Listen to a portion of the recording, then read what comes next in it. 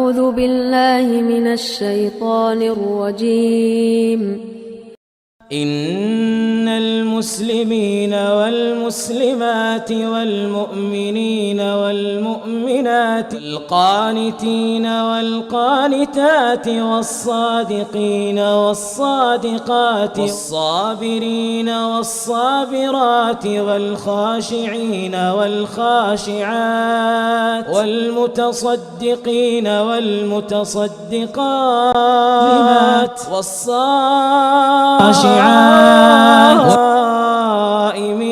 والصائمات والحافظين فروجهم والحافظات والذاكرين الله كثيرا والذاكرات أعد الله لهم مغفرة وأجرا عظيما.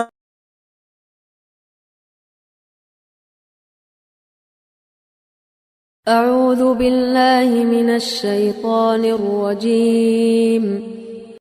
إن المسلمين والمسلمات والمؤمنين والمؤمنات والقانتين والقانتات والصادقين والصادقات والصابرين والصابرات والخاشعين والخاشعات والمتصدقين والمتصدقات والصائمين والصائمات والحافظين فروجهم والحافظات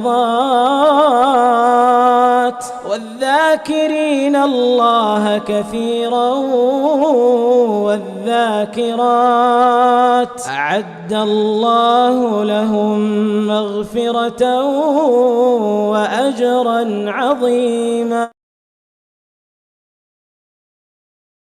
نحمده ونصلي على رسوله الكريم اما بعد فاعوذ بالله من الشيطان الرجيم رب اشرح لي صدري ويسر لي امري واحلل عقدة من لساني يفقهوا قولي رب يسر ولا تعسر وتمم بالخير.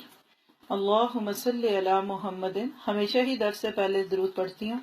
آج اس موضوع کی نوعیت کو سامنے رکھتے ہوئے آپ سب کو بھی کہوں گی کہ دل کے اندر خاموشی سے نبی صلی اللہ علیہ وسلم کی محبت کو محسوس کرتے ہوئے آپ بھی پڑھیے تاکہ ہم اپنے پیارے نبی کی اس محبت کو محسوس کر سکیں، اور نہیں تو کم از کم اپنے کسی خاندان کے بزرگ، باپ، دادا، چچا، پھپھا، سسر، اس کی بات ہو رہی ہو تو ہم جس طرح دل میں جذبات لاتے ہیں، نبی صلی اللہ علیہ وسلم کا حق تو اس سے بہت زیادہ ہے. تو ہم سب دل کی گہرائی کے ساتھ درود شریف پڑھیں گے، لیکن دل میں، کیونکہ ہمارا تعلق اللہ کے نبی صلی اللہ علیہ وسلم کے ساتھ پرسنل ہے.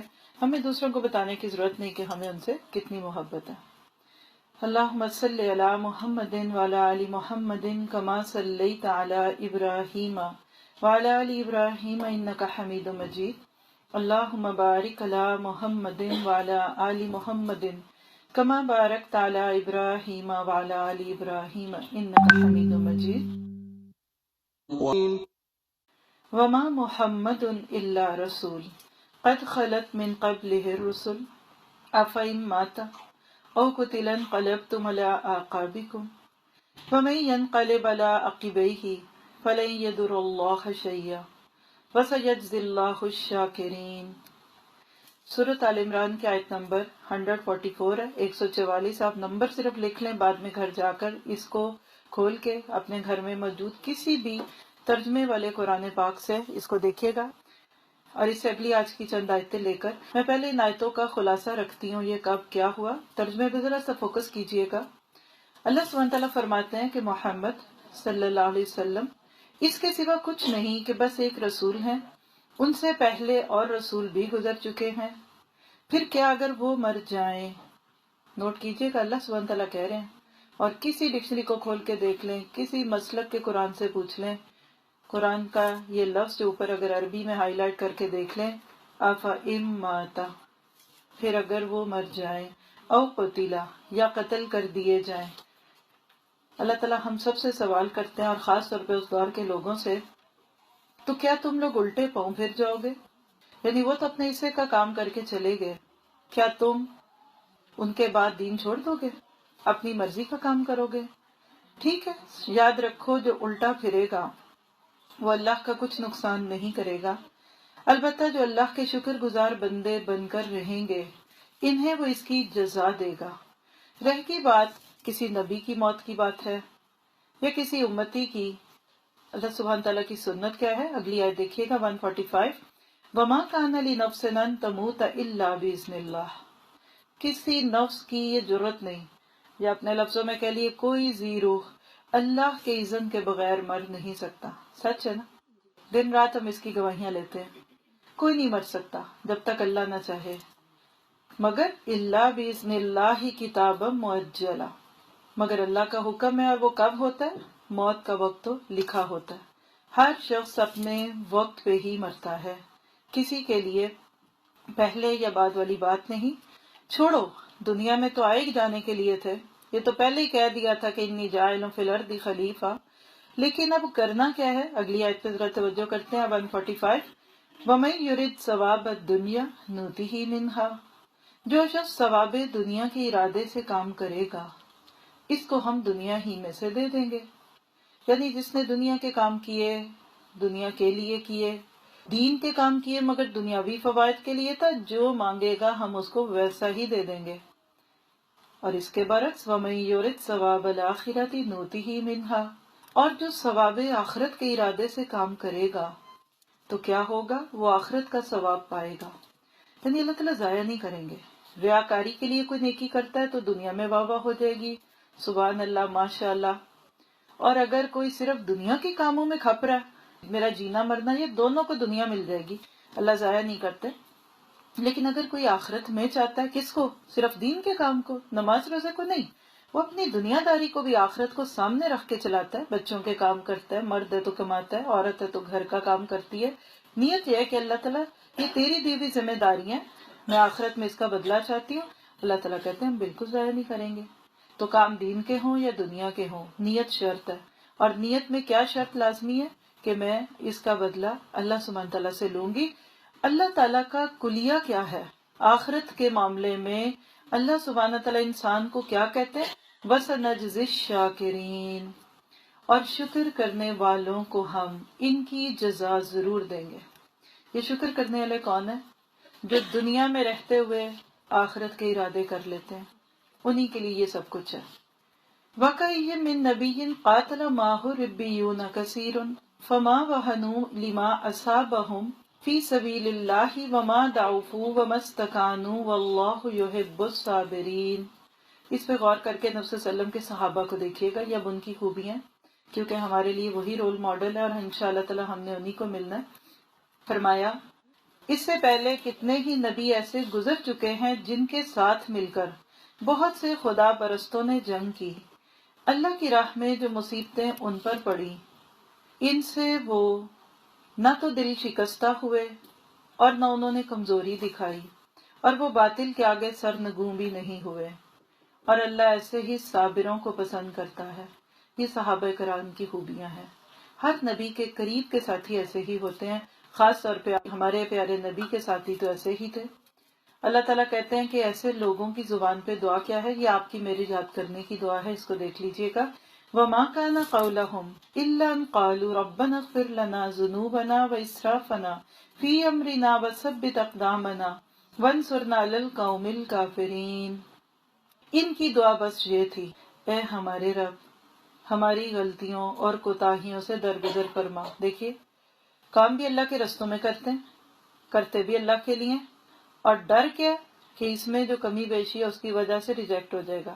یہ محبت کا انتہائی درجہ ہوتا ہے، محبوب کے لیے جتنی مرضی کوشش کر لو آخری وقت تک کمی رہی جاتی ہے، دل نہیں مطمئن ہوتا، تو وہ خوف زدہ ہوتے ہیں کہ اللہ ہماری غلطیوں اور خامیوں کو دور کر دے، ہمارے کام میں تیرے حدود سے جو کچھ تجاوز ہو گیا اسے معاف کر دے، یعنی نیکیاں کرنے میں بھی ہم جو گناہ کرتے ہیں نا وہ بھی معاف کر دے، ہمارے قدم جما دے، یعنی ہم بار بار اکھڑ جاتے ہیں، ہمارے دل بھی اکھڑ جاتے ہیں، ہمارے قدم بھی اکھڑ جاتے ہیں، تو ان کو جما دے اور کافروں کے مقابلے میں ہماری مدد فرما۔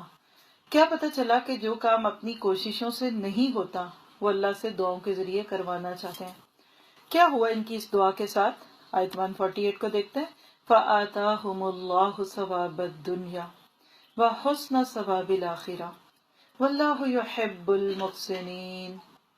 اللہ کیوں نہ سنے جو اتنے پیار سے رب کو پکارے، اسی لیے فرمایا آخر کار اللہ نے ان کو دنیا کا بھی ثواب دیا، یعنی انہوں نے آخرت مانگی، دنیا خود ہی آ گئی۔ یہ بہت سارے لوگوں کو نہیں پتا۔ جو دنیا کے پیچھے بھاگتا ہے وہ صرف دنیا پالے نہ پالے اس کا نصیب ہے، جو آخرت کے پیچھے بھاگے گا اس کو پہلے دنیا ملے گی، یہ بات بتا دی۔ اور اس سے بہتر ثواب آخرت بھی عطا کیا۔ اللہ کو ایسے ہی نیک عمل لوگ پسند ہے۔ یہ تو تھا صحابہ کرام کی کوششوں کو خراج تحسین۔ اس کے بعد کیا ہوا؟ اب میرے آپ کے لیے آخری آیتوں میں گائیڈ لائن۔ یا ایھا الذین آمنوا، اپنے دل پر لیں اس کو۔ ہم سب ایمان کا دعویٰ کرتے ہیں اور اللہ ہمیں ایمان پہ مارے۔ اللہ تعالیٰ ہماری موت ایمان والی اور زندگی اسلام والی کرے۔ اللہ سبحانہ تعالیٰ بڑے پیار سے کہتے ہیں ایمان والو، ان تطیعوا الذین کفروا یردوکم علی اعقابکم فتنقلبوا خاسرین۔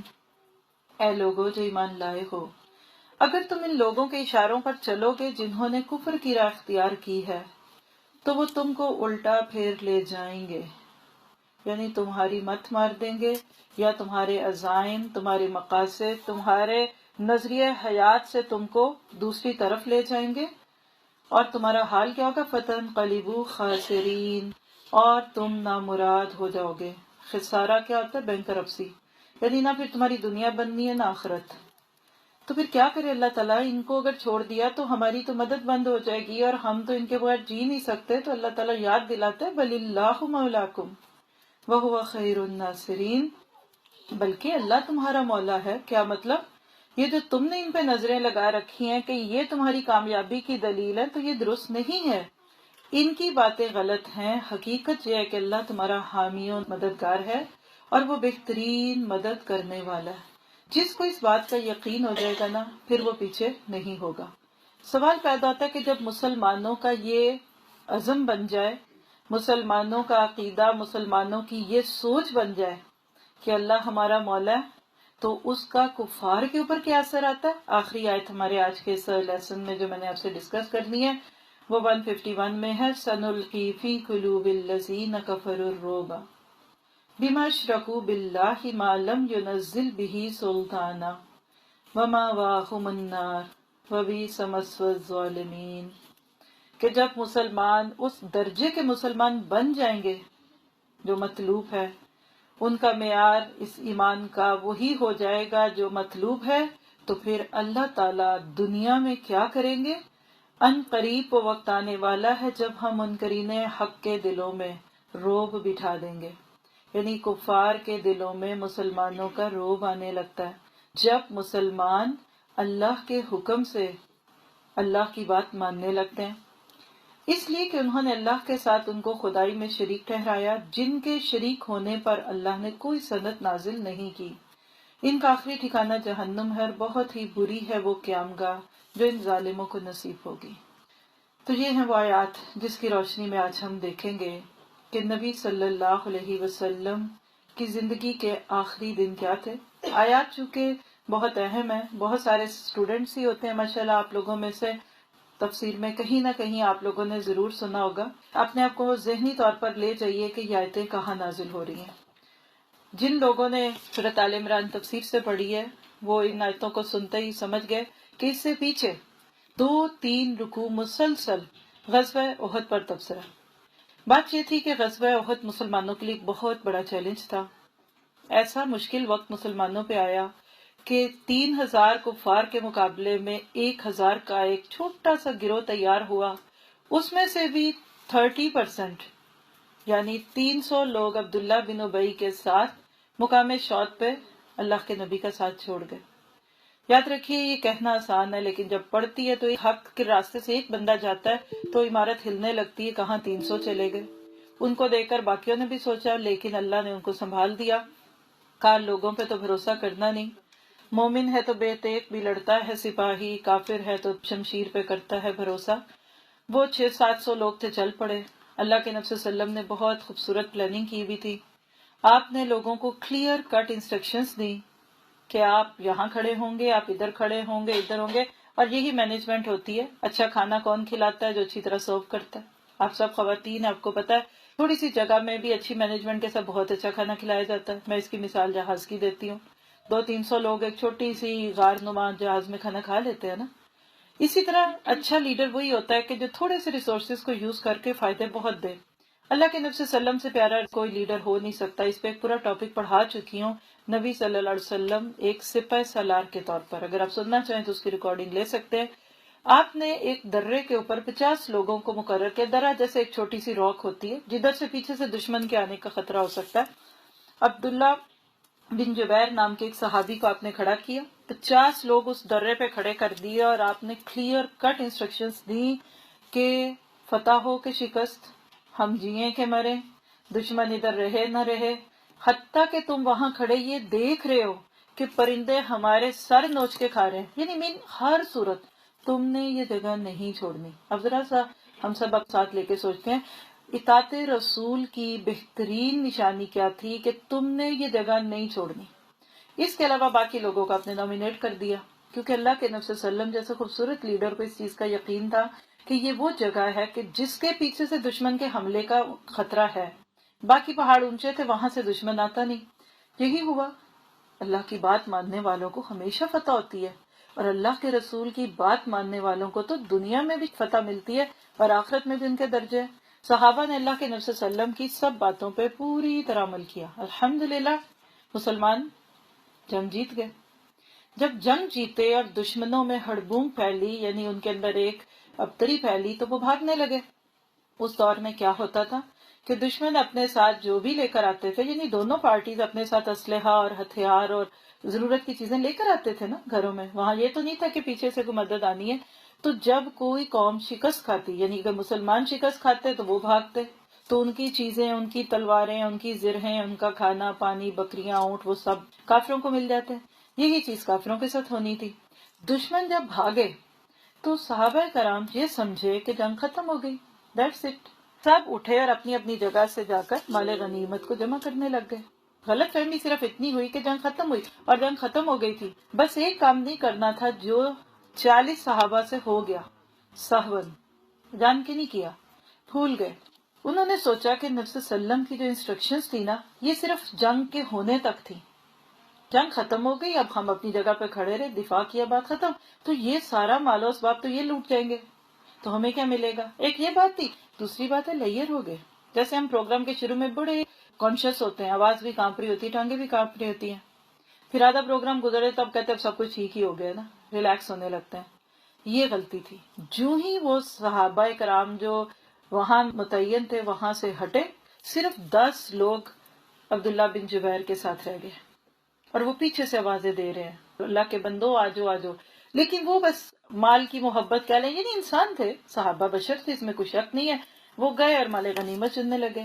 یہی ہوا جب خالد بن ولید جو اس وقت تک مسلمان نہیں ہوئے تھے اور ان کے باقی ساتھیوں نے دیکھا کہ درہ خالی ہو گیا، صرف 10 لوگ ہیں اس کے حفاظت پہ، تو کائن کو تم پکڑیں گے.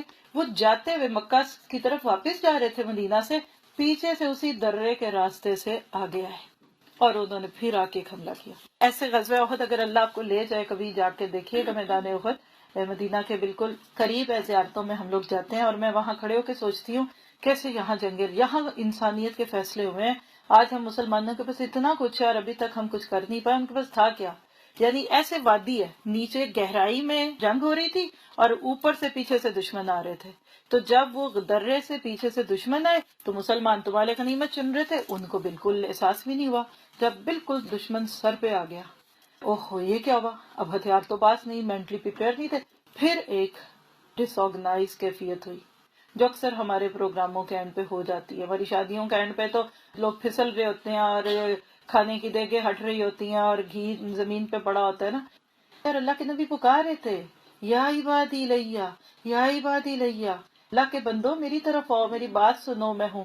اب ہوا کیا کہ حضرت مصعب بن عمیر رضی اللہ عنہ، ان کی بھی ایک کہانی ہے. کروڑ پتی ماں باپ کے بچے تھے آج کی زبان میں.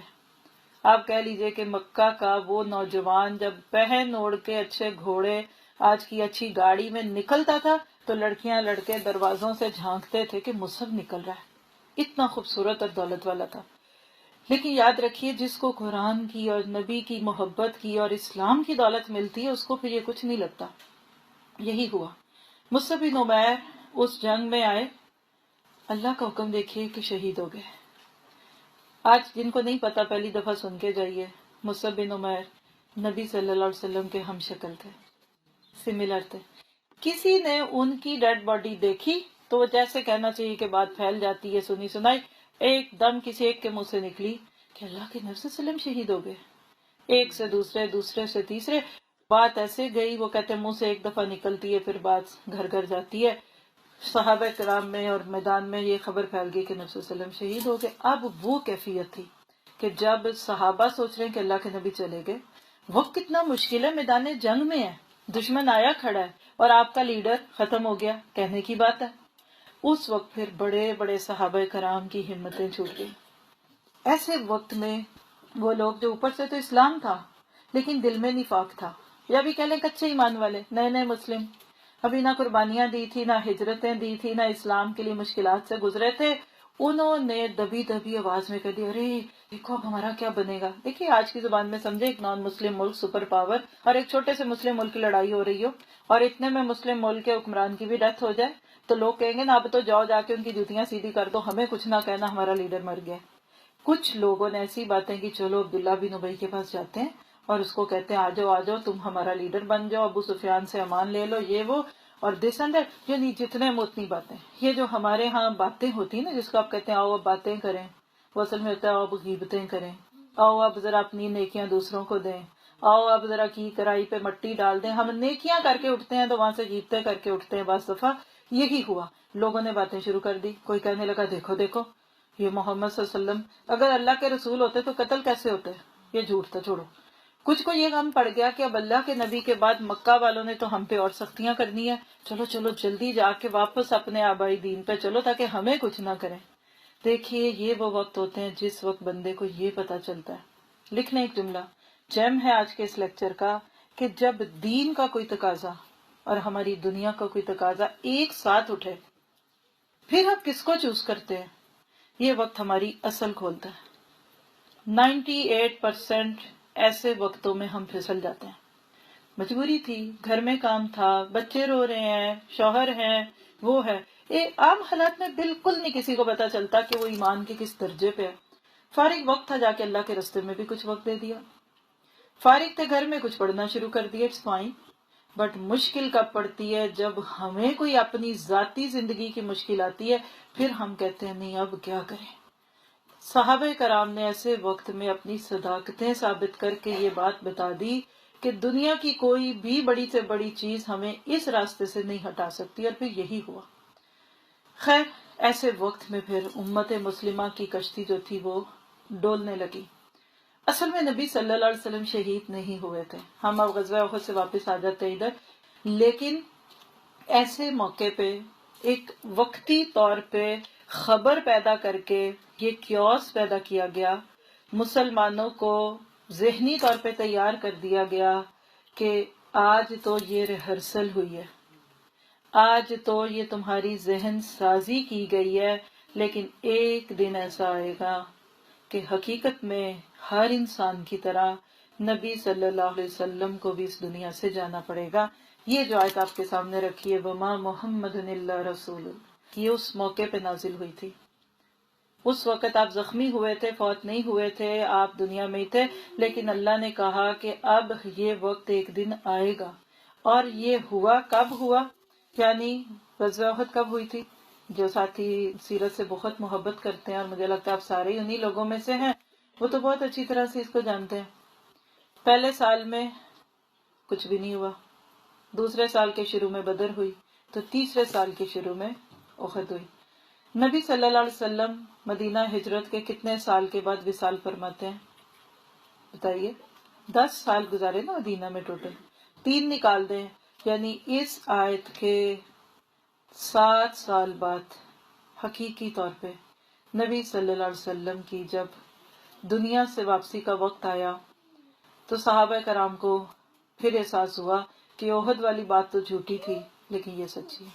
اور اس موقع پہ حضرت عمر جیسے شخص کا جو معاملہ ہوا تھا. آج دیکھیے کہ ہمارا ٹاپک ہے ربیع الاول اور آج کا مسلمان. جو ہی ربیع الاول کا موقع آتا ہے لوگ بعض دفعہ خوشی کے نام پہ جشن ولادت نبی کہتے ہیں نا. آج میں کوئی ایسی بات آپ کے سامنے نہیں رکھوں گی جس کا کسی علمی روایت سے تعلق ہو یا آپ کو میں کوئی ادھر کے دلائل ادھر کے دلائل دوں. نہیں، آج پہلا لیکچر ہے اس موضوع پہ. آگے دیکھیے گا ڈفرینٹ باتیں آپ کو کھول کے کتابوں سے پڑھ کے سنا دیں گے، کیونکہ اس وقت امت مسلمہ ربیع الاول کے مہینے کے ساتھ ہی کیا کہتے ہیں، جشن ولادت نبی، نبی صلی اللہ علیہ وسلم کا میلاد ہے، آپ کی پیدائش ہے. اور عموماً آپ دیکھیے کہ مسلمانوں کے گھروں میں ٹی وی چینلز پہ میڈیا کے تھرو 12 ربیع الاول کو کیا کچھ ہوتا ہے. آج اینڈ پہ میں صرف آپ کو ایک 2-3 منٹ کا کلپ دکھاؤں گی تو مجھے کچھ کہنا نہیں پڑے گا، اس لیے میں بولنا نہیں چاہتی. جو بات پہلے دوسروں کو پتا ہے وہ میں کیوں بتاؤں کہ آج ربیع الاول کے ساتھ ہی ہمارے دل میں خوشی کا تصور آتا ہے اور ایک چہل پہل سی دکھتی ہے اور اس کا اظہار ہر بندہ اپنے حساب سے کرنے لگتا ہے.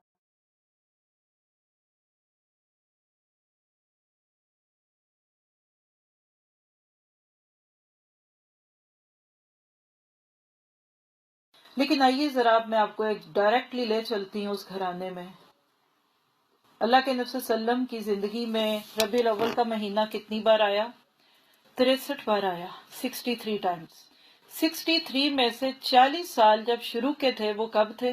جب آپ کو بھی نبوت نہیں ملی تھی. سب جانتے ہیں آپ ایک عام فرد کی طرح معاشرے کے بہت یونیک، با اخلاق، با کردار شخصیت تھے کہ دشمن بھی آپ کو صادق اور امین کہتے تھے. اب وہ سارے معاملات جب ہوئے اور ہوئے تو اس کے بعد نبوت مل گئی. نبوت سب جانتے ہیں، ہم زبان زد عام میں ہم کہتے ہیں 23 سال، لیکن اصل میں 22 سال کچھ مہینے بنتے ہیں، جس میں 13 سال مکہ کے اور 10 سال مدینہ کے تھے. نبی صلی اللہ علیہ وسلم کی اپنی زندگی میں 63 ٹائم ربیع الاول کا مہینہ آیا. نبی بننے کے بعد، یعنی پہلے تو محمد بن عبداللہ تھے نا، وہ 12 ربیع الاول کو اگر پیدا ہوئے، میں اس کے اختلاف پہ بھی کوئی بات نہیں کرتی کہ 12 کو ہوئے نہیں، لیکن ایک بات لکھ لیں اور پھر اس پہ ہم بات شروع کر دیں کہ ولادت کو بھی چھیڑتے نہیں ہیں، لیکن یہ 200% لوگوں سے اوتھینٹکلی پتا ہے کہ نبی صلی اللہ علیہ وسلم کی وفات مبارک 12 ربیع الاول کو ہی تھی. آپ میں سے کسی کو اس سے کچھ الگ پتا تو ہاتھ کھڑا کر لے. پیدائش کیوں نہیں پتا؟ چھوٹی بک اٹھا لیں یا بڑی اٹھا لیں. رحیق مختوم موٹی بک ہے، محسن انسانیت یہاں رکھی بھی ہوتی ہے، ہم لوگ ویک ڈیز میں پڑھتے بھی ہیں، تجلیات نبوت بھی ہے، اسوہ حسنہ بھی ہے، 20 کتابیں آپ کو ملیں گی انشاءاللہ. ہر کتاب میں نبی صلی اللہ علیہ وسلم کی وفات مبارک 12 ربیع الاول ہے. ولادت کے بارے میں 6 قول ہے. رحیق مختوم میں آپ کو ریکمینڈ کروں گی، 6 ڈفرینٹ اقوال ہیں. کوئی کہتا ہے 12 ربیع الاول، کوئی کہتا ہے 9 ربیع الاول، کوئی کہتا ہے 27 رمضان المبارک، کوئی کہتا ہے کہ یہ کسی اور مہینے میں. وجہ کیا ہے؟ ہم اس پہ نہیں بحث کرتے. وجہ اس لیے کہ جس دن آمنہ کے گھر ایک بچہ پیدا ہوا تھا نا، وہ ایک عام بچہ تھا. جیسے عرب میں دوسرے بچے پیدا ہوتے تھے، کسی کو کیا پتا کل یہ بچہ 2 جہان کا سردار بن جائے گا. اس وقت کوئی لکھنے پڑھنے کا رواج نہیں تھا، لوگ سالوں سے یاد رکھتے تھے. نبی صلی اللہ علیہ وسلم کی ولادت کا سال سب کو یقین ہے، کیونکہ عام الفیل، ابرہہ کے لشکروں نے جس سال حملہ کیا تھا اس سال نبی صلی اللہ علیہ وسلم کی پیدائش ہوئی تھی. یہ ڈیفینیٹ بات ہے. لیکن دن برتھ ڈے منانا کچھ بھی نہیں، یہ اس دور میں کوئی لکھتا بھی نہیں تھا. بٹ وفات کیوں ڈیفینیٹ ہے؟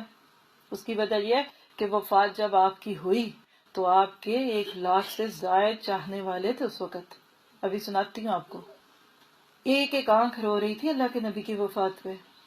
تو بہرحال آپ دیکھیے کہ ہمارے ہاں یہ 12 دن کس حالات میں چلتے ہیں، منائے جاتے ہیں، لیکن نبی صلی اللہ علیہ وسلم کی زندگی کے آخری 13 دن آپ کو بھی سناتی ہوں انشاءاللہ تعالی. لیکن کہنے کا مطلب کہ وفات آپ کی 12 تھی کیونکہ سب نے اس کو نوٹ کیا تھا. کیا تھا، کیسے تھا، اور آج ہم مسلمانوں کا کانسیپٹ کیسے چینج ہو گیا. پہلے آپ یہ سن لیجئے کہ نبی صلی اللہ علیہ وسلم ایک انسان تھے. قرآن پاک میں جہاں اللہ تعالیٰ نے آپ کی ناطے سے کسی بڑی بات کا ذکر کیا نا تو آپ کو عبد کا ہے. سبحان الذی اسریٰ بعبدہ لیلا من المسجد الحرام الی المسجد الاقصی. سورۃ بنی اسرائیل کی پہلی آیت ہے، 15ویں پارے کی بھی پہلی آیت بنتی ہے. پاک ہے وہ ذات جو اپنے بندے کو راتوں رات مسجد حرام سے مسجد اقصی اور پھر اوپر لے گیا. پھر اسی طرح سورۃ فرقان کے شروع میں تبارک الذی نزل الفرقان علی عبدہ لیکون للعالمین نذیرا. پاک ہے وہ برکت ہے وہ ذات جس نے اپنے بندے کے اوپر قرآن اتارا، فرقان اتارا تاکہ دنیا والوں کو ڈرائے یا آگاہ کرے. تو کہنے کا مقصد یہ ہے کہ جس چیز کو منایا جاتا ہے نا، سیلیبریٹ کیا جاتا ہے، وہ بھولتی نہیں ہے. میں ذرا سے ایک سائڈ پہ رکھ کے آپ سے ایک سوال کرتی ہوں، آپ لوگ ذرا سا مجھے اس کا جواب دینا چاہیں. آپ سب ناروے میں رہتے ہیں نا موسٹلی، شاید کوئی باہر سے ایک آدھ ماں بہن کسی کی ساس آئی ہوں گی، لیکن بیسیکلی ہم سب پاکستانی ہیں نا. میں ایک سوال پوچھوں گی، 3 سیکنڈ کے اندر سب حال والے اس کا جواب دیں. پاکستان کب آزاد ہوا؟ بول دیجئے، سال سب بول دیں، سب کو حق ہے. 14 اگست 1947. انڈیا کب آزاد ہوا؟ 15 اگست. سال کون سا تھا؟ 47 تھا نا. جی شاباش، آپ سب کا جواب درست ہے. اب میں آپ سے ایک سوال کروں، یہ کیوں یاد ہے ہمیں؟ ہم ناروے میں ہیں، میں تو پتہ نہیں 10 ملکوں سے گھوم کے ناروے پہنچ گئی پاکستان چھوڑنے کے بعد سے ابھی تک. مجھے کیوں نہیں بھول رہا؟ کیونکہ ہم نے پیدا ہونے سے لے کے آج تک دیکھا ہے 14 اگست کو چھٹی ہوتی ہے، اور 14 اگست کے بعد ہم اگلے دن سنتے آج انڈیا میں تھا. تو پتہ ہوتا تھا کتنے سال ہوئے ہیں. ساتھ یہ بھی کہا جاتا تھا 40واں 41واں 42واں کیا کہتے ہیں اس کو، یوم آزادی مناتے ہیں نا. اگر بالفرض ہر 14 اگست کو نہ سیلیبریٹ کیا جاتا تو ہمیں یاد رہتا؟ نہیں یاد رہتا. بس یہ بات ہے، اگر نبی صلی اللہ علیہ وسلم کی زندگی کے 63 سالوں میں 63 ایئرز میں ان کی ماں 2 سال کرتی، پھر دادا کرتے، پھر چچا کرتے، تو سب کو یاد ہو جانا تھا. بات واضح ہے نا؟ کیے کوئی نہیں، کسی نے پتہ ہی نہیں تھا، اس لیے assumptions ہی ہیں. بہرحال پھر اس کے بعد کیا ہوا؟ نبی صلی اللہ علیہ وسلم جب اللہ کے نبی بنتے ہیں تو اس کے بعد کے حالات کیا ہوئے؟ آنکھوں کا تارا بن گئے. آپ کا کردار تو لوگوں کو پہلے بھی بڑا اچھا لگتا تھا، اب آپ کے مشن کے راستے کے ساتھی بنے. یہ جو میں نے آیات آپ کے سامنے پڑھی اور اس میں نبیوں کے ساتھ رہنے والوں کی جو خوبیاں تھی نا، دعا کیجئے کہ اللہ مجھے وہ خوبیاں دے دے اور آپ اپنے لیے مانگ لیں. فما وہنوا وما استکانوا. دین پہ اتنی مشکلات گزری، نبی صلی اللہ علیہ وسلم کی 23 سالہ نبوی زندگی میں اتنے بڑے بڑے چیلنج آئے، گھر چھوڑنے پڑے، ہجرتیں کرنی پڑی، جنگیں لڑنی پڑی، قربانیاں دینی پڑی. کون سب سے آگے بڑھے؟ آپ سے محبت کا دعویٰ کرنے والے. لفظ مجھے پسند نہیں ہے، نہ وہ عربی کا لفظ ہے، لیکن اگر میں سمجھانے کے لیے کہہ دوں کہ وہ آگے بڑھے جو عاشقان رسول تھے، جو نبی کے مکھڑے کو دیکھنے کے لیے ترستے رہتے تھے. وہ صحابہ آگے بڑھتے تھے ہر چیلنج کے موقع پہ، کہ جو نبی سے اتنا پیار کرتے تھے کہ آپ کے پسینے کے قطرے اپنی شیشیوں میں ڈال کے اس کو عطر کے طور پہ استعمال کرتے تھے. اور آپ وہ تھے کہ جب وضو کرتے تھے تو صحابہ اس وضو کے پانی کو زمین پہ نہیں گرنے دیتے تھے، اس کو اٹھا کر اپنے جسم پہ ملتے تھے. اور نبی کے صحابہ آپ سے کتنی شدید محبت کرتے تھے. آج میں نے آپ کو پھر کہا کہ میں بہت ساری چیزوں میں نہیں جانا چاہ رہی، ورنہ پورا ٹاپک موجود ہے. نبی صلی اللہ علیہ وسلم سے محبت کی علامات پڑھ بھی چکے ہیں، پڑھا چکے ہیں، اس کی نیٹ پہ آڈیوز موجود ہیں. نبی پاک صلی اللہ علیہ وسلم سے محبت کے تقاضے. ڈاکٹر فضل اللہ صاحب کی بک ہے، میں نے خود پوری بک پڑھائی ہے، کہ جب نبی سے محبت ہوتی ہے تو اس کے تقاضے کیا ہیں. وہ وہاں سے پڑھیے، میں آج سارا کچھ نہ ڈالوں تو بہتر ہے. اب ہوا کیا کہ وہ محبت کے دعوے دار تھے، لیکن بدر میں آگے، احد میں آگے. آپ کہیں گے ان کو جنگوں کا شوق ہوگا، تو چھوڑیے جنگوں کو، باقی عملی زندگی میں ان کا کیا حال تھا. عبداللہ بن مسعود رضی اللہ عنہ کو دیکھیے یا عبداللہ بن عمر کو دیکھیے، معروف تھے اس بات پہ کہ جو آپ نے کہہ دیا اس کو کرنے کے لیے مڑ مٹتے تھے. سفر پہ ہیں ابن عمر رضی اللہ عنہ اپنے غلام نافع کے ساتھ.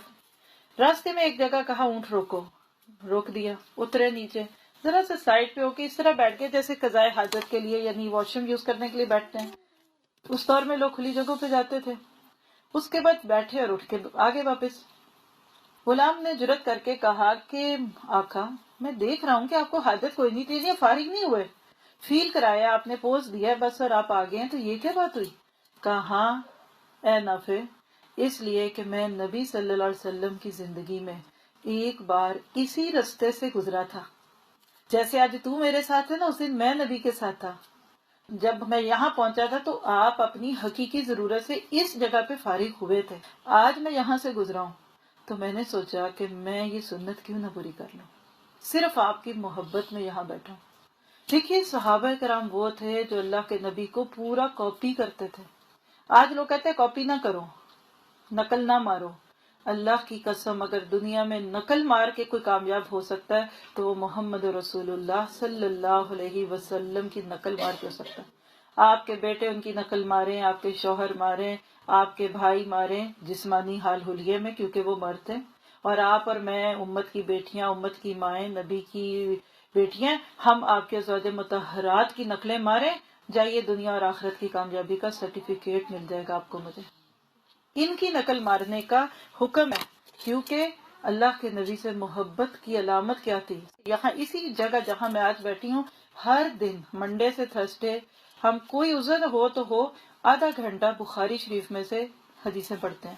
آپ پڑھ کے دیکھیے، صحابی حدیث بیان کر رہے اور بیان کرتے کرتے اپنا بٹن کھول دیتا ہے.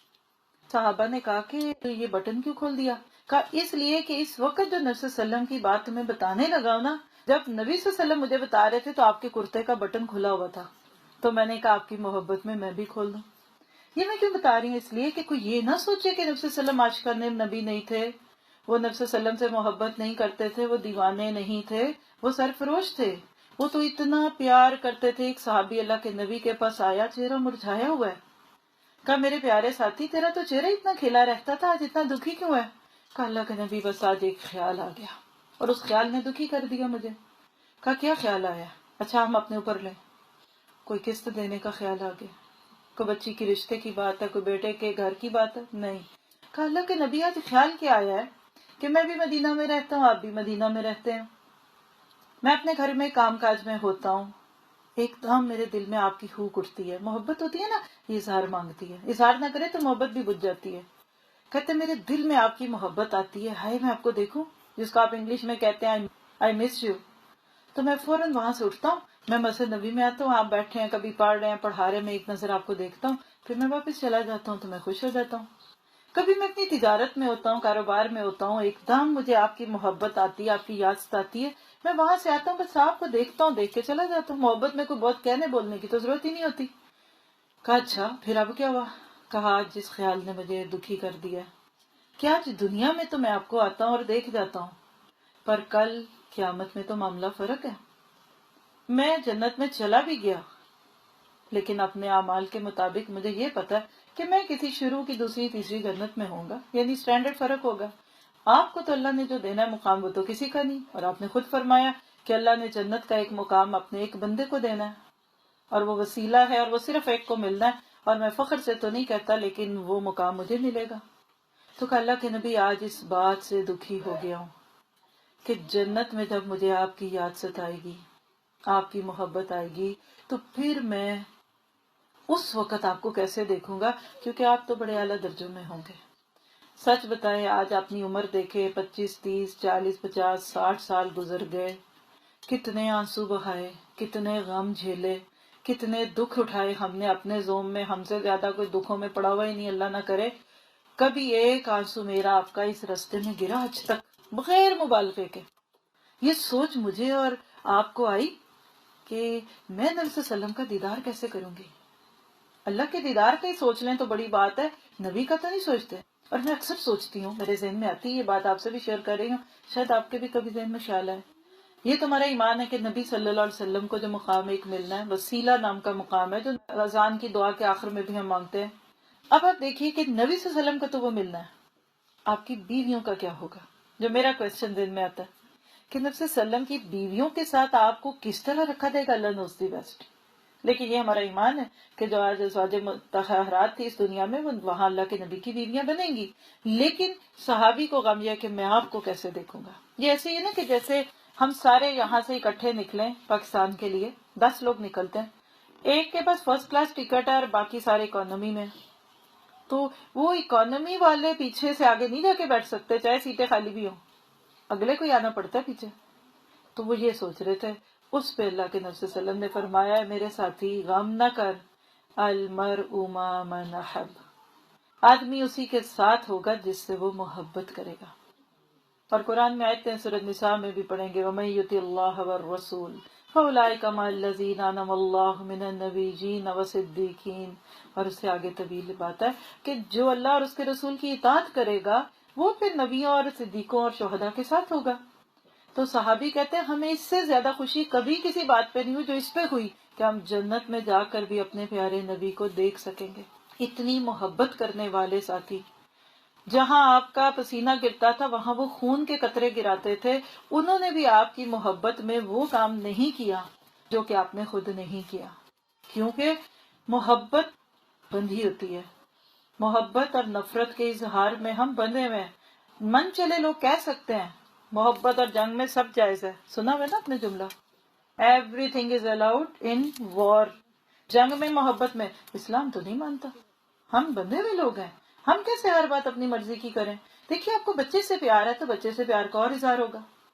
بڑے سے پیار ہوگا تو بچوں کی طرح اس کو جا کے گدگدائیں گے. ماں سے پیار اور بیوی سے پیار کا اظہار فرق ہے.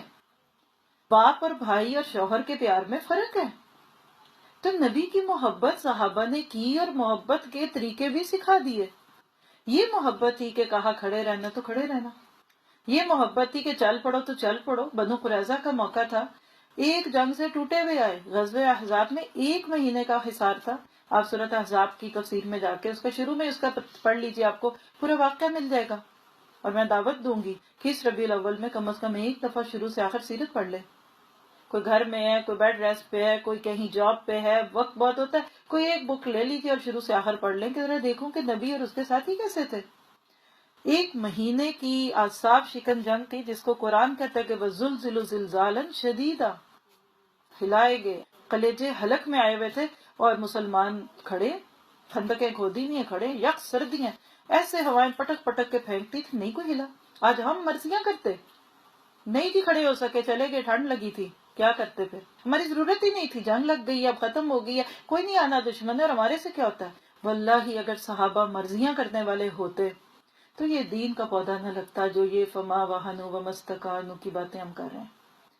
اللہ نے وہ جنگ جتوائی. اسی جنگ میں یہود نے غداری کی، دھوکہ دیا، وعدہ شکنی کی.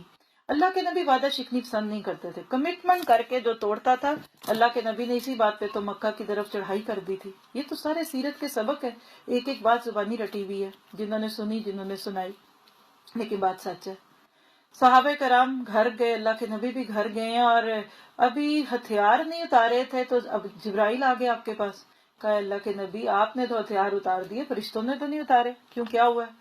کہا اب دوبارہ اللہ حکم دیتا ہے بنو قریظہ کے قبیلوں میں چلو، کیونکہ انہوں نے غداری کی تھی. اب یہ تاریخی باتیں نہ رکھے، بس ایک جنگ سے 1 مہینے کے تھکے ہارے سفر سے گھر آئے. آپ سوچے آپ پاکستان سے آئے ہیں، 1 مہینہ باہر رہ کر 8-10 گھنٹے کی فلائٹ لے کر ابھی گھر آ کے سامان نہیں کھولا تو آپ کو کہا جا رہا ہے واپس چلے پھر کسی لمبے سفر پہ. اللہ کے نبی نے باہر آ کر صرف ایک پیغام دیا. یہ جو مائک ہے نا، یہ اس دور میں نہیں تھا، ضرورت بھی نہیں تھی. ایک آواز ایک سے میں نے آپ کو کہی، آپ نے ان کو کہہ دی، آپ نے ان کو کہہ دی. بات پیچھے چلی جاتی تھی کہ اللہ کے نبی نے کہا ہے کہ تم میں سے کوئی بندہ ایسا نہ ہو کہ جو عصر کی نماز بنو قریظہ کے قلعوں میں جا کے نہ پڑھے. اور 8-10-12 میل کا سفر تھا. کوئی سوال نہیں، نو آبجیکشن ایٹ آل. کیا ہو گیا، ایکسٹریمسٹ ہیں، مروائیں گے، بھوکے مر گئے، یہ ہو گیا، بیویاں گھر میں تھی، بچے پتہ نہیں بیمار تھے، راشن ہے کہ نہیں، ابھی گروسری آنی اور ابھی اگلی جنگ میں لے کے جا رہے ہیں. فما وہنوا وما استکانوا. اللہ ہمیں ایسا بنا دے.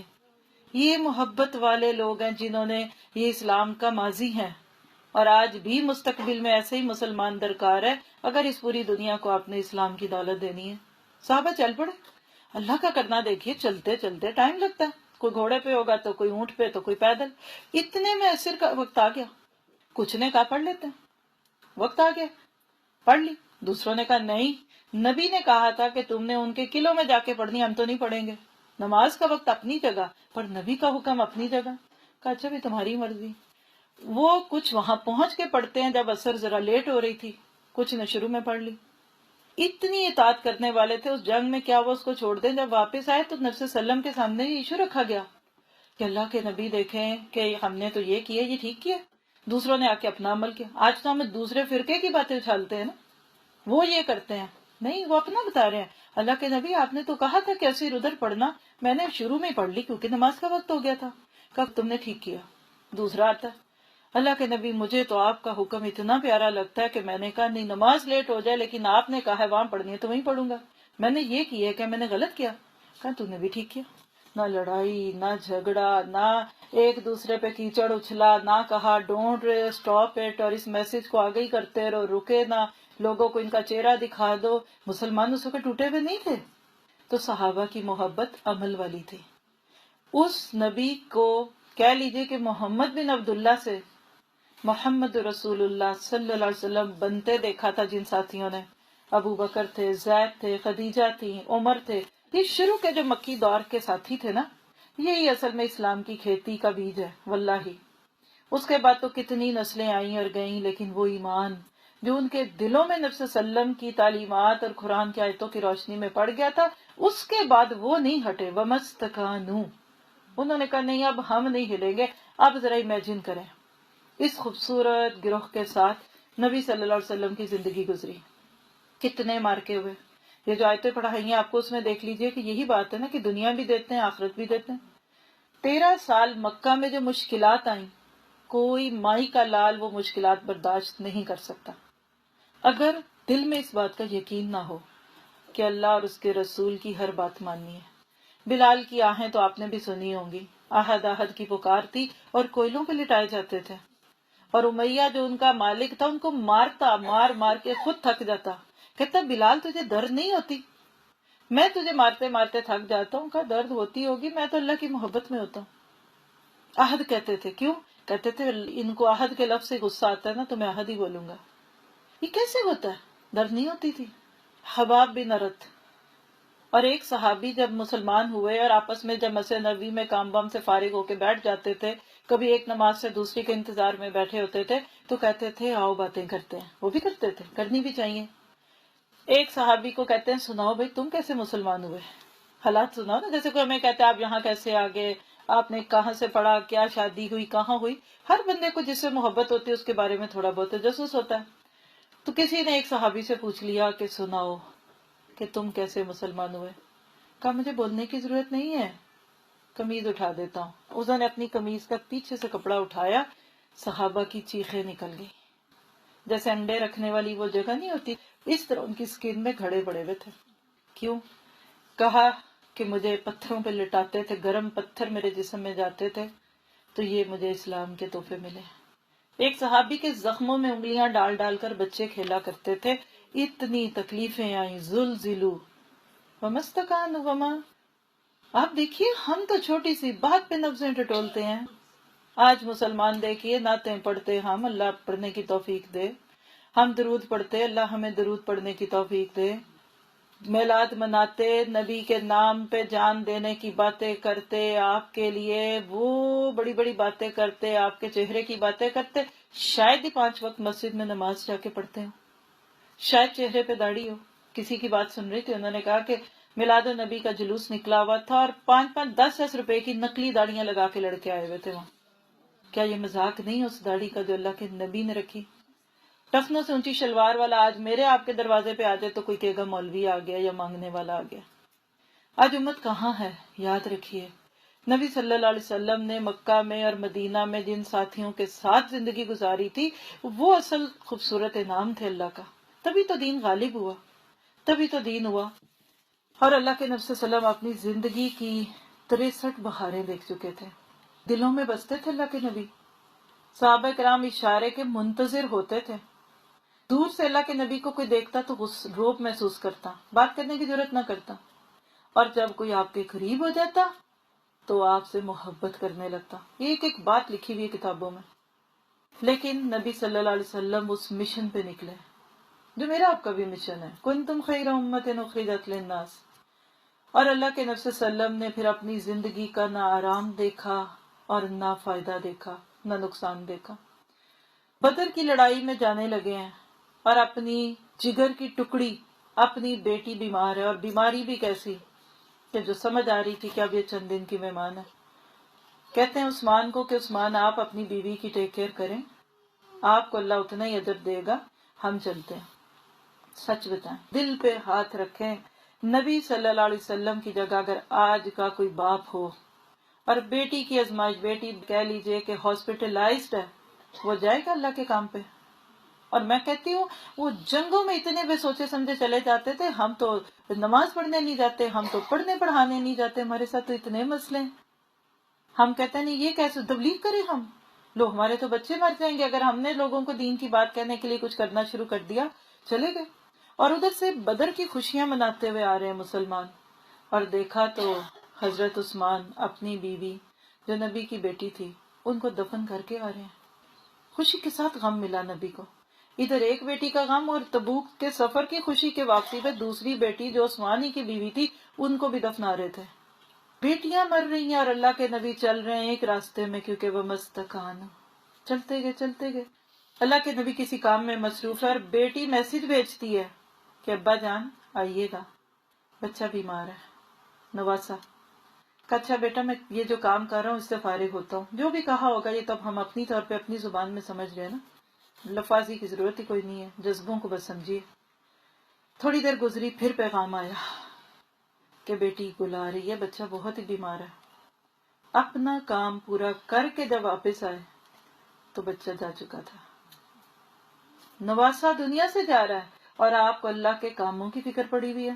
وما کان قولہم، یہ ہوتے ہیں وہ لوگ واللہ جو خود پہ رحم نہیں کھاتے، اور اللہ کی قسم یہ لوگ ہیں جن کے لیے دنیا بھی جنت ہے.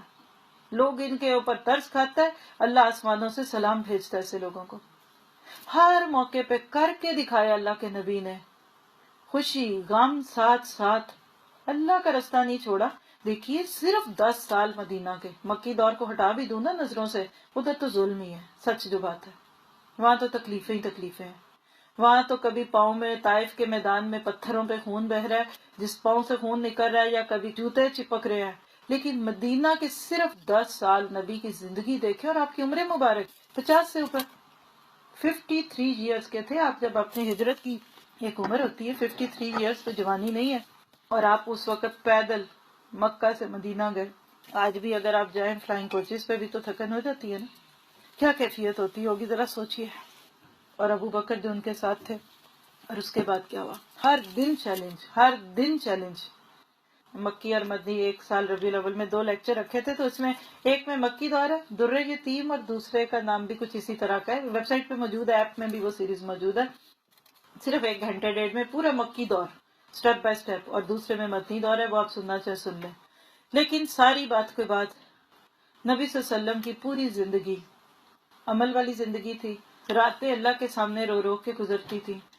یا ایھا المزمل قم اللیل الا قلیلا، جب سے وہ آیت اتری ہے، مکی دور کے شروع میں اتر گئی تھی. راتوں کو کھڑے ہوتے تھے، پاؤں سوج جاتے تھے، اور آپ جاگتے رہتے تھے. آپ کی بیگم میں سے کسی بیوی نے کہہ دیا کہ اللہ کے نبی آپ کے تو اللہ نے اگلے پچھلے گناہ معاف کیے ہوئے ہیں.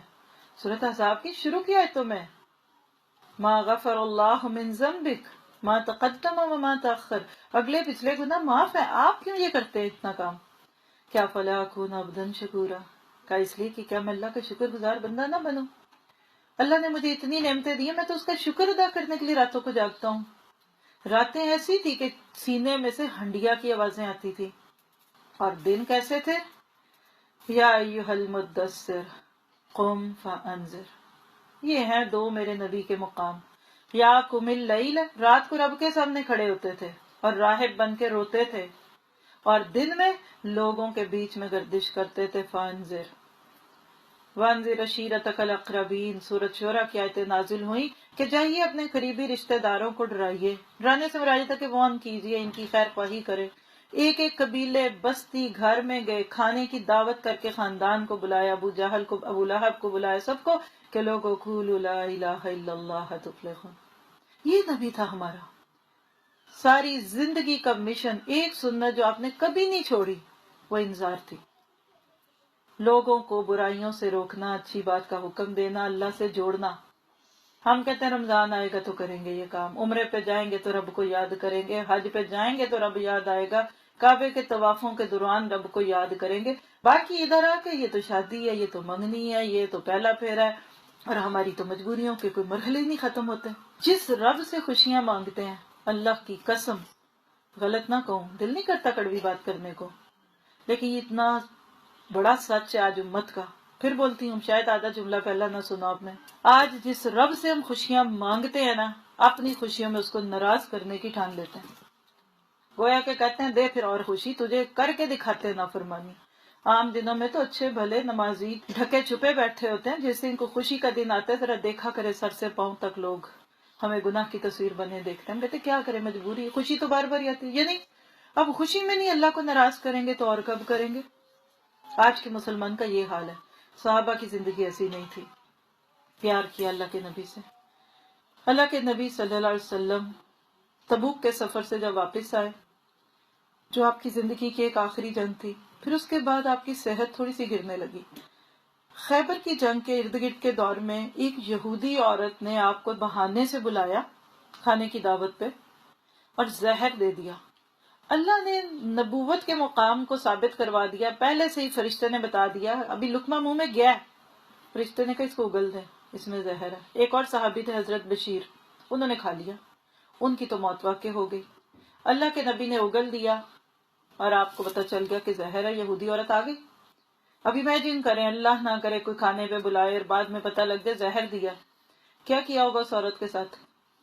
ہم جیسے عاشقان محب رسول اور پتہ نہیں کیا ہوتے، کہتے ہیں اس کو یوں مارو کہ ساری دنیا یاد رکھے۔ کہ نہیں، ادھر آ، دعوت پہ بلایا نا، مہمان ہوں، تو زہر کیوں ڈالا ہے؟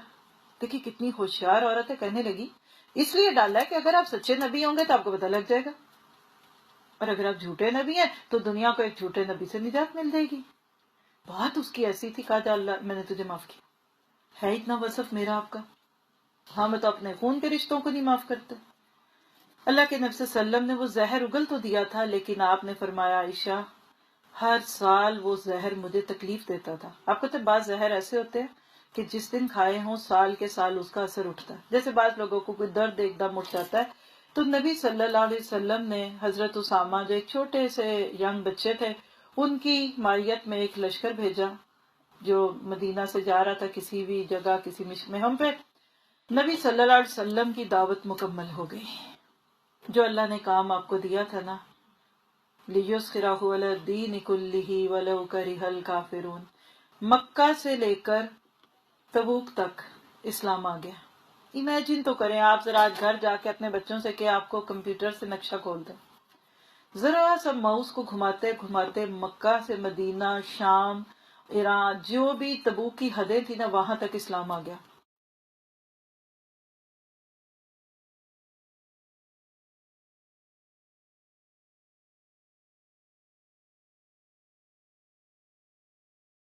اللہ کے نبی صلی اللہ علیہ وسلم کو جو اللہ نے مشن دیا تھا وہ پورا ہو گیا۔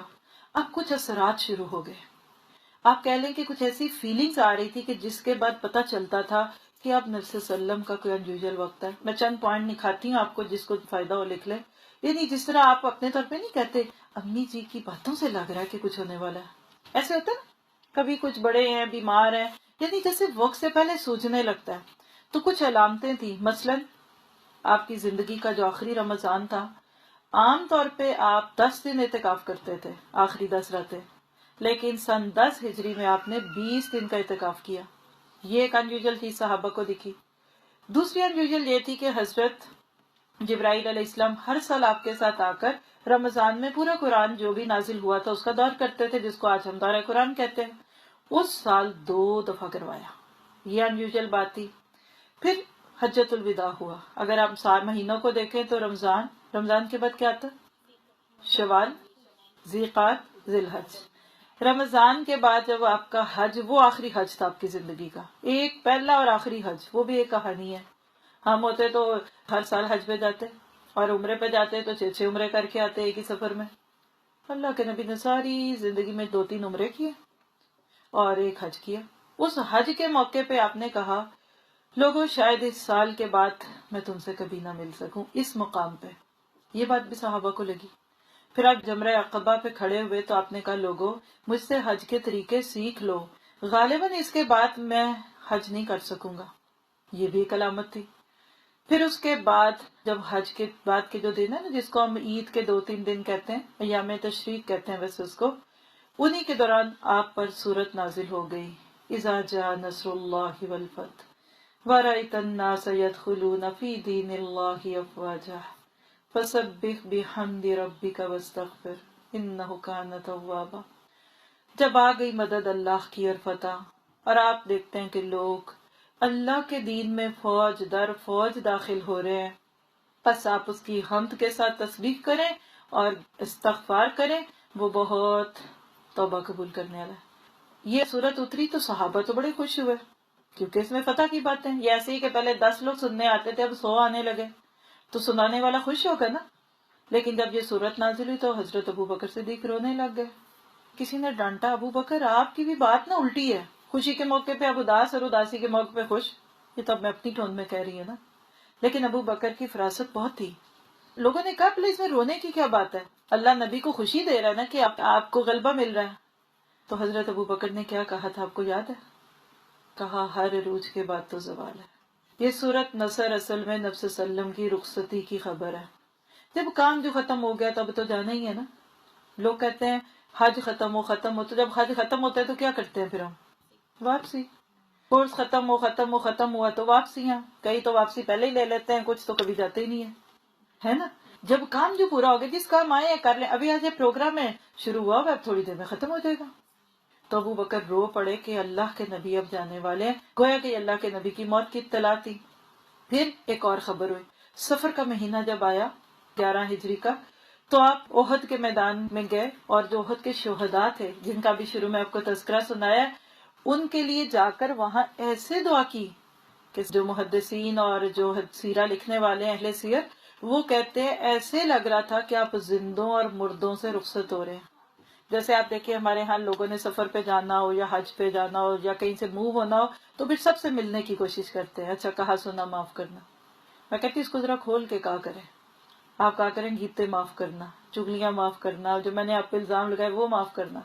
اور جب کوئی میں کہتے ہیں نا کہا سنا معاف کرنا، ہم بھی کہتے ہیں ہاں کر دیا، بعد میں پھر وہی باتیں دل میں ہوتی ہیں، بغیر شعور کے کرتے ہیں نا اس لیے۔ لیکن بہرحال نبی صلی اللہ علیہ وسلم نے جا کے وہ باتیں کی، اس کے بعد آپ ممبر سجاتے ہیں، ممبر یعنی جیسے آج ہم مائک پہ بات کریں، تو آپ نے صحابہ سے کہا کہ لوگوں میں تمہارا امیر کارواں ہوں اور تم پر گواہ ہوں، باخدا اس وقت میں اپنا حوض یعنی حوض کوثر دیکھ رہا ہوں، مجھے زمین اور آسمان کے خزانوں کی کنجیاں دی گئیں، باخدا مجھے یہ خوف نہیں کہ میرے بعد تم شرک کرنے لگو گے، یعنی امت مسلمہ میں سے شرک کا مجھے خطرہ نہیں، لیکن مجھے خطرہ ہے کہ تم دنیا طلب کرنے میں آپس میں مقابلے کرو گے۔ سچ ہے کہ جھوٹ؟ الہاکم التکاثر حتی زرتم المقابر، سب کو آتا ہے اس کا ترجمہ تھا، انما اموالکم واولادکم فتنہ۔ یہ باتیں بھی لوگوں کو دکھا رہی ہیں کہ آپ کے بعد کی باتیں کوئی ہیں۔ پھر ایک اور علامت لوگوں نے دیکھی کہ نبی صلی اللہ علیہ وسلم آدھی رات کو اٹھے تو بقیع قبرستان میں چلے گئے اور وہاں ان کے لیے دعائیں کی اور کہا کہ قبر والو تم پر سلام، لوگ جس حال میں ہیں اس کے مقابل تمہیں وہ حال مبارک ہو جس میں تم ہو، یعنی قبر والوں کو خوشخبری دے رہے ہیں کہ تم زیادہ اچھی جگہ پہ ہو، فتنے تاریک رات کے ٹکڑوں کی طرح ایک کے پیچھے ایک آ رہے ہیں، یعنی اب آنے والے دور میں دنیا میں فتنے ہی ہوں گے اور ہر آنے والا دور پہلے سے برا ہوگا۔ یہ بھی ایک خبر تھی۔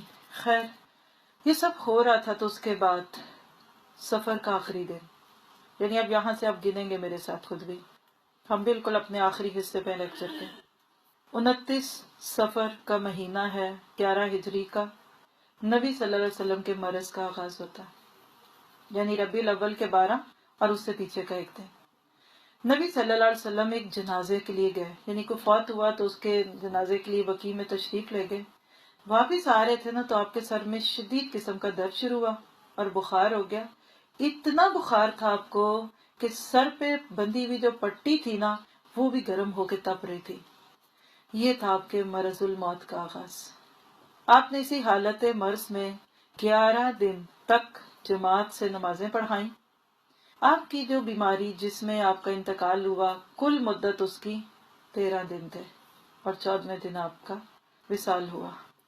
اسی تکلیف میں تھے کہ آپ کی زندگی کا آخری ہفتہ شروع ہوتا ہے 7 دن پہلے۔ طبیعت روز بروز بوجھل تھی اور اپنی ازواج مطہرات جن کے پاس آپ نے باری لگائی ہوئی تھی، ایک دن ایک کے پاس تو دوسری کے پاس، جدھر آپ جاتے تو کہتے کل میں کدھر ہوں گا۔ ہر ایک سے جب یہی بات کہتے تو آپ کی ازواج سمجھ گئیں کہ آپ حضرت عائشہ رضی اللہ عنہا کی باری کا انتظار کریں۔ سب نے آپس میں بات کی، کہنے لگیں کیوں نہ ہم نبی صلی اللہ علیہ وسلم کو اجازت دے دیں کہ اب آپ بیمار جو ہیں تو آپ حضرت عائشہ کے پاس ہی رہ لیں اصل میں خبر تھی نا پیچھے سے، کیونکہ نبی جہاں فوت ہوتے ہیں ان کو وہیں دفن کیا جاتا ہے. اور عائشہ سے محبت بھی بڑی تھی اور بہت ساری حکمتیں تھی. 3-4 ویک پہلے ہی سیرت عائشہ پہ ایک پوری بات کی ہے، اس میں بھی اس کا ذکر ہوا تھا. بہرحال ازواج نے کہا کہ اللہ کے نبی، ہم اپنی خوشی سے آپ کو اجازت دیتے ہیں کہ آپ حضرت عائشہ کے حجرے میں چلے جائیں. آپ نے کہا ٹھیک ہے. حضرت فضل بن عباس یعنی جو آپ کے چچا کے بیٹے تھے، اور علی بن ابی طالب جو داماد بھی تھے اور چچا زاد بھائی بھی تھے، دونوں کا سہارا لیا، چل کر حضرت عائشہ کے حجرے میں گئے. سر پہ پٹی بندھی ہوئی تھی اور پاؤں زمین پر گھسٹ رہے تھے. آپ کہہ لیجئے کہ یہ تھا آپ کی زندگی کا آخری ہفتہ، اور پھر آپ اس کے بعد اسی حجرے میں 7 دن گزارتے ہیں. حضرت عائشہ عمر کی بہت چھوٹی تھی لیکن سمجھدار بہت تھی. نبی صلی اللہ علیہ وسلم سے یاد کی ہوئی دعائیں، قرآن کی آیتیں آپ پہ پڑھتی، دم کرتی، برکت کی امید میں آپ کے جسم پر ہاتھ پھیرتی تھی. اسی میں 5 دن رہ گئے، 2 دن اور گزر گئے. وفات سے 5 دن پہلے کیا تھے؟ بدھ کا دن تھا. نبی صلی اللہ علیہ وسلم کے بخار میں اتنی شدت آ گئی، تکلیف بڑھی تو غشی شروع ہو گئی. آپ نے فرمایا میرے اوپر مختلف کنووں کے 7 مشکیزیں پانی بہاؤ، یعنی پانی ڈالو میرے اوپر ٹھنڈا، تاکہ میں لوگوں کو جا کر کچھ سکھا سکوں. ذرا سے رکیے گا، بیمار ہیں. عادت تھی نبی صلی اللہ علیہ وسلم روز لوگوں کو درس دیتے. آپ کہہ لیں جو وحی اترتی تھی نا اس کو صحابہ کے ساتھ جا کے شیئر کرتے تھے، کچھ یاد کر لیتے تھے، کچھ اس کی باتوں کو سمجھ جاتے تھے. کہا کہ مجھے شاور دو، پانی ڈالو تاکہ میں جا کے لوگوں کو وصیت کرواؤں. اور روایتوں میں آتا ہے کہ آپ کو ایک برتن میں بٹھایا گیا اور آپ کے اوپر اتنا پانی ڈالا گیا کہ آپ کہنے لگے بس بس بس، یعنی اب اور نہیں ڈالو. اتنا پانی ڈالنے سے ذرا سا بخار کم ہوا. مسجد میں گئے، سر پہ پٹی بندھی ہوئی ہے، ذرا امیجن تو کیجئے. اور ممبر پر بیٹھے اور خطبہ ارشاد فرمایا. سب صحابہ کرام محبت میں آپ کے ارد گرد آگے، کیونکہ وہ آپ کو مس کر رہے تھے. کئی دن سے تو نکاحت کی وجہ سے آپ اٹھ ہی نہیں پا رہے تھے. جب آپ کے ارد گرد صحابہ بیٹھ گئے آپ کے، تو آپ نے کواس دیا جس میں خبر کیا تھی کہ یہود اور نصارہ جیسے نہ بننا، کہ انہوں نے اپنے انبیاء کی قبروں کو مسجدیں بنا لیا تھا. یعنی میری قبر پہ اس میلے اور وہ مجاور بن کے نہ بیٹھنا.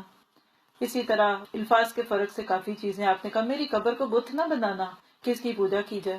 صحابہ کے لیے یہ بڑا رقت تمیز تھا. ذرا اپنے اوپر لیں، ہمارے خاندان کا کوئی اپنا پیارا ہمیں دکھ رہا ہے کہ وہ دن بدن کمزور ہو رہا ہے، اور جب باتیں بھی ایسی کرے اور محبت کا حال کیا ہوگا.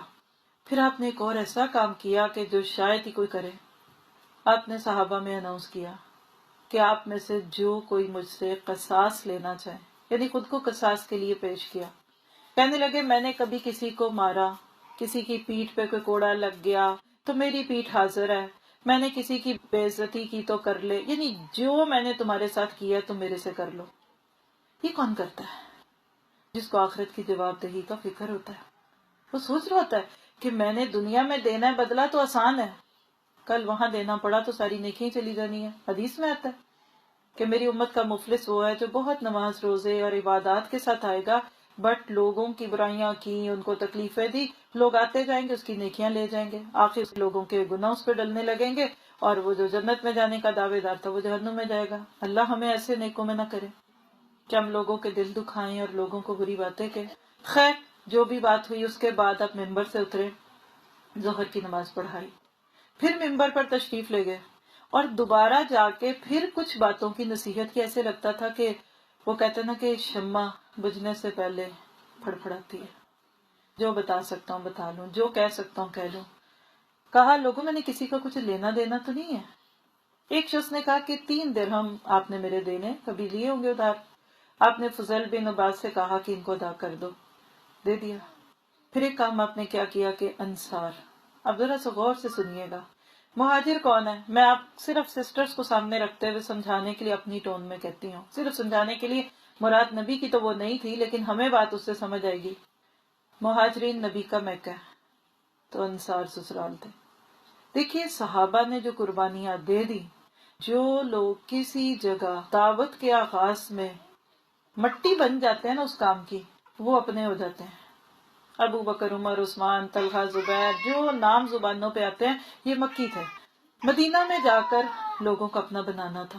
اب نبی صلی اللہ علیہ وسلم کو خطرہ کیا تھا؟ بڑی اہم بات ہے یہ کہ کہیں میرے بعد یہ جو مہاجرین جنہوں نے اتنی نیکیاں کی ہوئی ہیں، ان کو زوم ہی نہ کوئی ہو جائے کہ ہم تو اتنی قربانیاں کر کے اور انصار کو راستے سے نہ ہٹا دیں. دوسری عزت میں کہہ لیں کہ سینئرز جونیئرز کو آگے سے کک آؤٹ کر دیں، چلو بھائی جاؤ، تم کون ہو، قربانیاں تو ہم نے دی ہیں، تم لوگوں کو تو پکا پکایا سب مل گیا. نبی صلی اللہ علیہ وسلم نے کہا کہ دیکھو انصار میرے دل اور جان کا ٹکڑا ہے، انہوں نے اپنی ذمہ داری پوری کی ہے مگر ان کے حقوق باقی ہیں.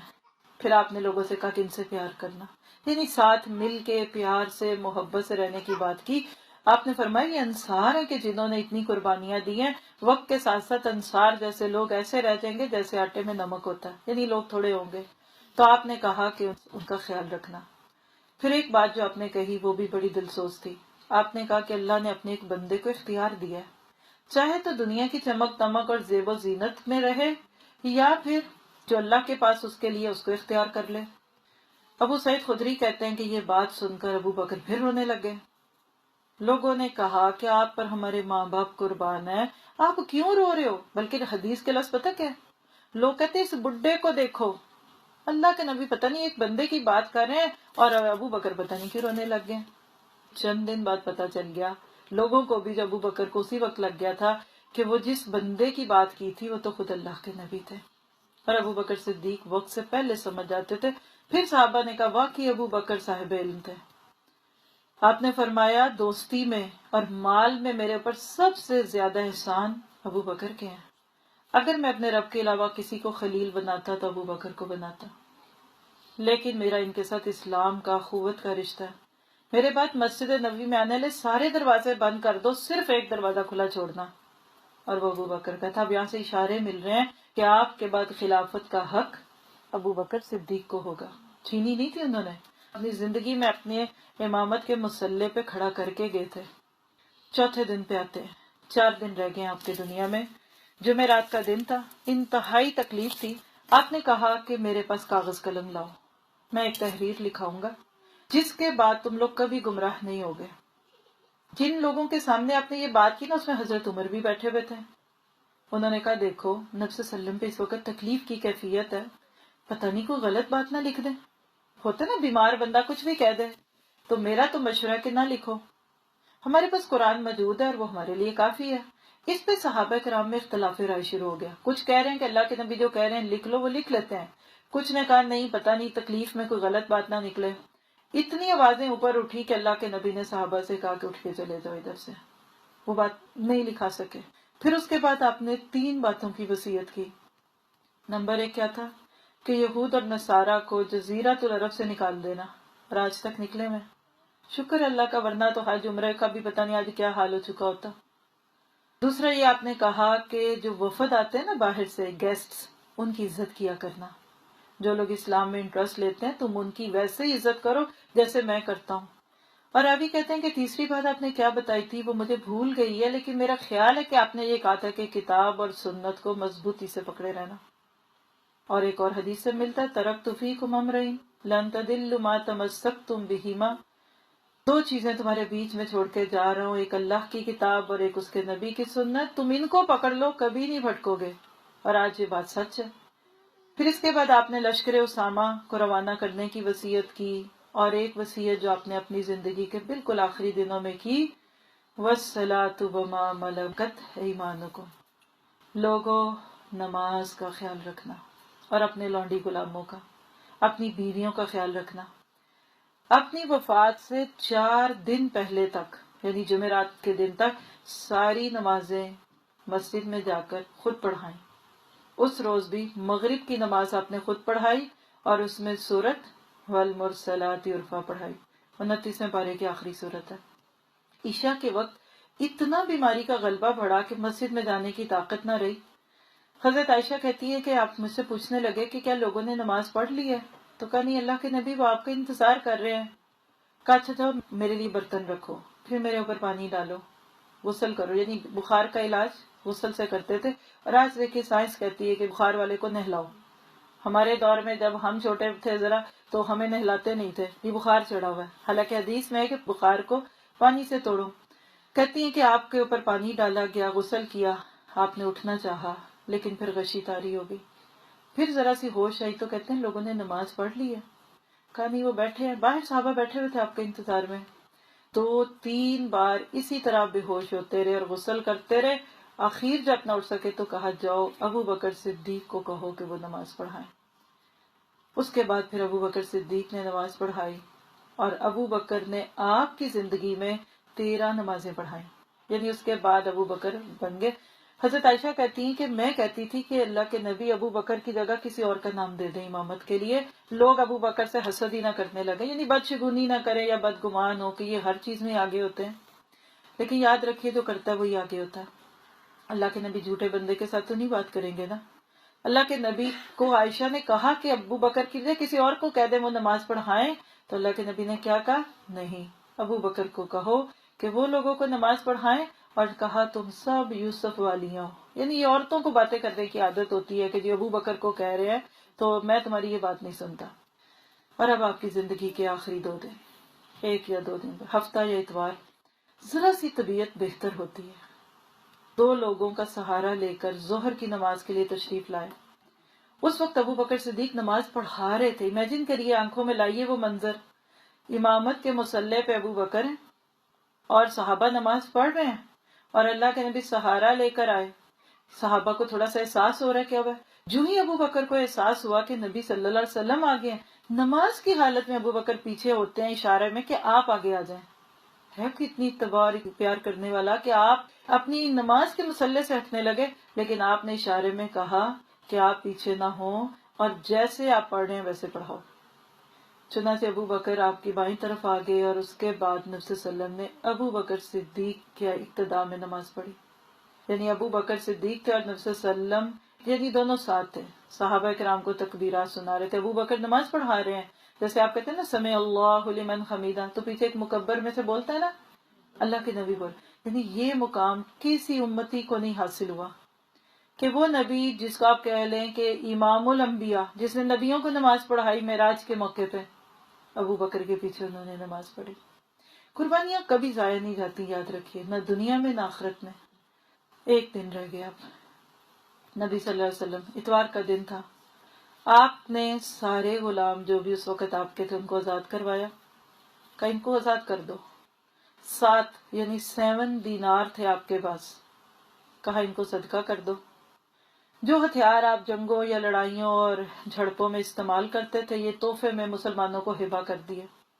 حتیٰ کہ رات کو چراغ جلانے کے لیے تیل نہیں تھا گھر میں.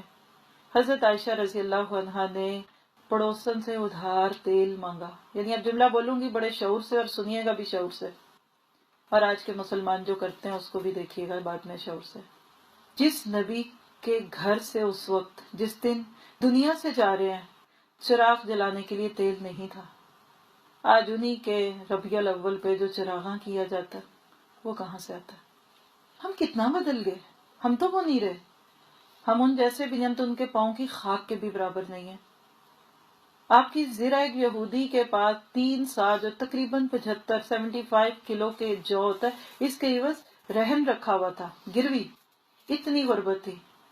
اور یہاں تک کہ آپ کی حیات مبارکہ کا آخری دن آتا ہے.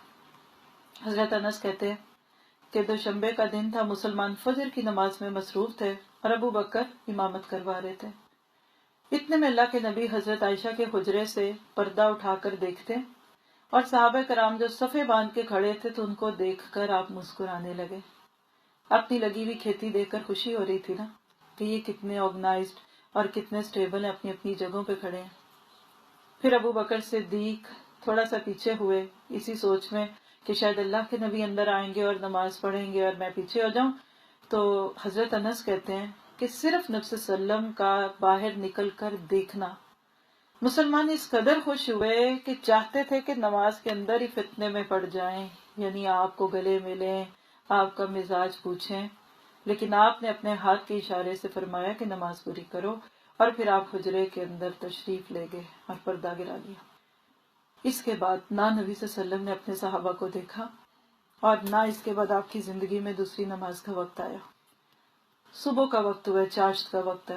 حضرت فاطمہ رضی اللہ عنہا کو بلایا، کان میں کچھ کہا، رونے لگی. پھر بلایا، سرگوشی کی تو ہنسنے لگی. اس وقت تو نہیں پوچھا بعد میں حضرت عائشہ کہتی ہیں کہ میں نے فاطمہ سے پوچھا کہ اس دن آپ کے بابا نے آپ سے کیا کہا تھا؟ کہنے لگی کہ پہلی دفعہ میرے باپ نے میرے کان میں کہا تھا کہ اس بیماری میں میری جان چلی جائے گی۔ نبیوں کو آپ کو پتہ بتا کے جان لی جاتی ہے۔ ڈاکٹر جو مرضی کہہ دیں، آج تو ہم دن بھی گن کے کہہ دیتے ہیں اب اتنے دن رہ گئے اور آخری سٹیج اور فلاں سٹیج، یہ انسانوں کے بس کی باتیں نہیں ہیں۔ تو میں رو پڑی کہ میرے باپ چلے جائیں گے۔ پھر دوبارہ بلا کر کہا کہ سب سے پہلے تو مجھے ملے گی، یعنی میرے بعد اب تیرا انتقال ہوگا۔ اور ٹھیک 6 مہینے کے بعد حضرت فاطمہ رضی اللہ تعالیٰ عنہ کا انتقال ہوا۔ کہتی یہ سن کر میں ہنس پڑی، خوش ہو گئی۔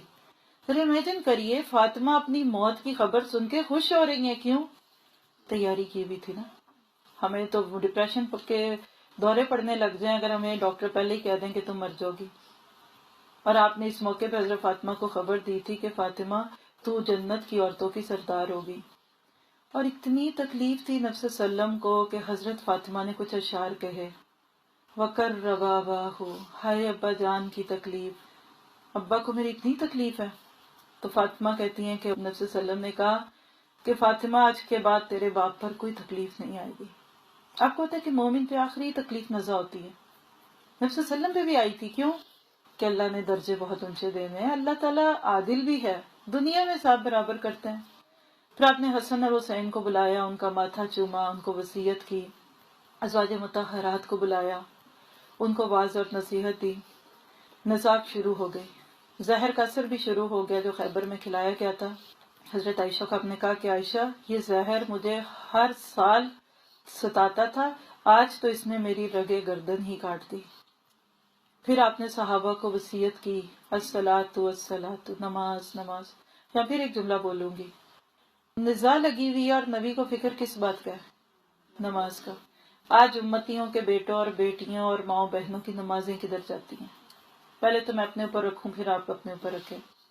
جس امت نے نماز چھوڑی ہے نا وہ کبھی دنیا میں کامیاب نہیں ہو سکتی، یاد رکھے۔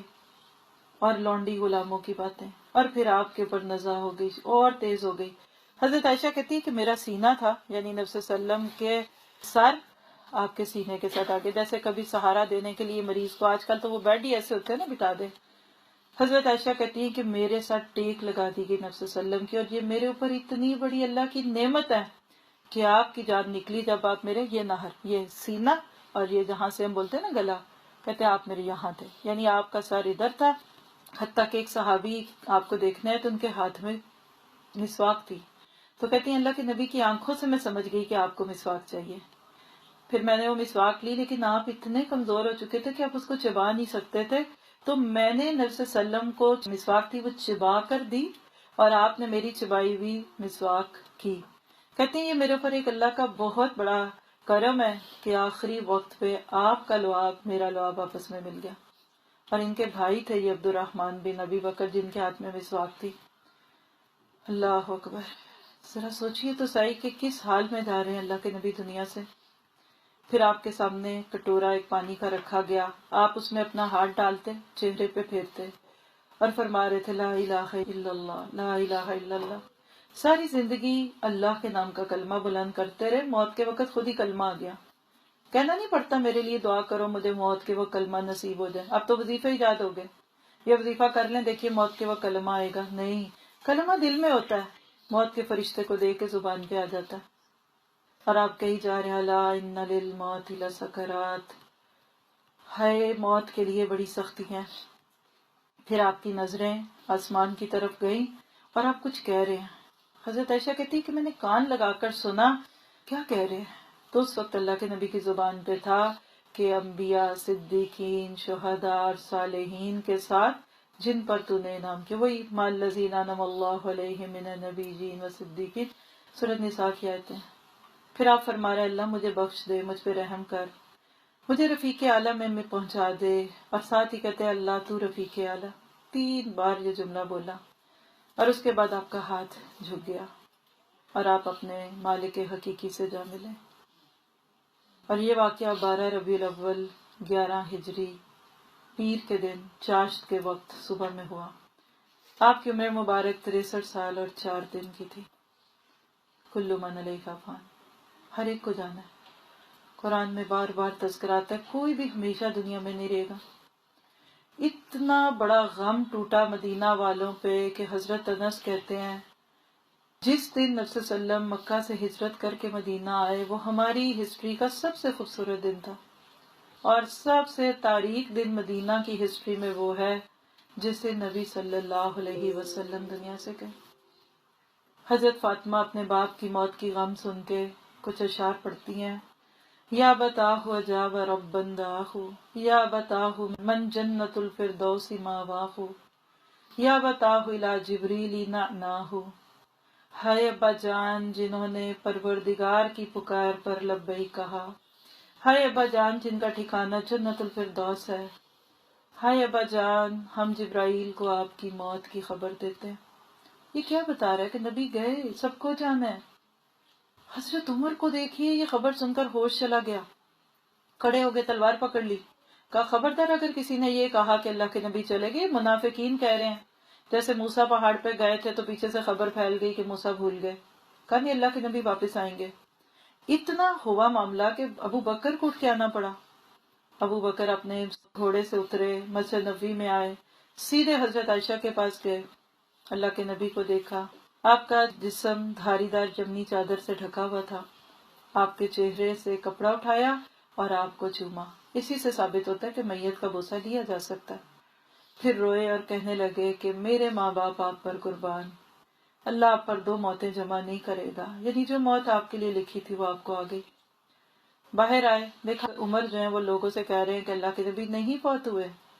پھر عمر کو سناتے ہوئے سب کو سنا گے جو آج ہم بھی ایک دوسرے کو سنائیں کہ من کان منکم یعبد محمدا صلی اللہ علیہ وسلم فإن محمدا قد مات۔ جو محمد صلی اللہ علیہ وسلم کی عبادت کرتا تھا تو وہ تو چلے گئے دنیا سے۔ فإن اللہ حی لا یموت، اللہ زندہ ہے، وہ نہیں مرے گا۔ آج لوگوں نے اللہ اور رسول کو ایک کر دیا، نعوذ باللہ، خالق اور مخلوق کا فرق ہی مٹا دیا۔ عقیدے کی کمزوریاں آتی بے علمی سے یا غلط علم کے سیکھنے سے۔ پھر اس وقت یہ آیت جو آج میں نے شروع میں آپ کے سامنے پڑھی، ابو بکر نے پڑھی کہ وما محمد الا رسول قد خلت من قبلہ رسل۔ صحابہ کہتے ہیں ہمیں لگا کہ یہ آیت آج نازل ہوئی ہے، 7 سال پہلے ذہن سازی کر دی گئی تھی، اور ابو بکر کی زبان سے یہ آیت سن کے پھر عمر پھر ٹوٹے اور پھر روئے پھوٹ پھوٹ کے۔ مدینہ کی گلیاں رو رہی تھیں، غم کا پہاڑ ٹوٹا ہوا تھا، سمجھ نہیں آ رہا تھا سب کو، کسی کو یقین نہیں آ رہا تھا کہ یہ واقعہ سچ ہے، یہاں تک کہ ابو بکر کی زبان سے یہ آیت سن کر لوگوں کے ہوش باقی آئے۔ اور صحابہ کرام کہتے ہیں کہ ہم تو سوچتے بھی نہیں تھے کہ کبھی نبی صلی اللہ علیہ وسلم ہمیں چھوڑ کے جائیں گے۔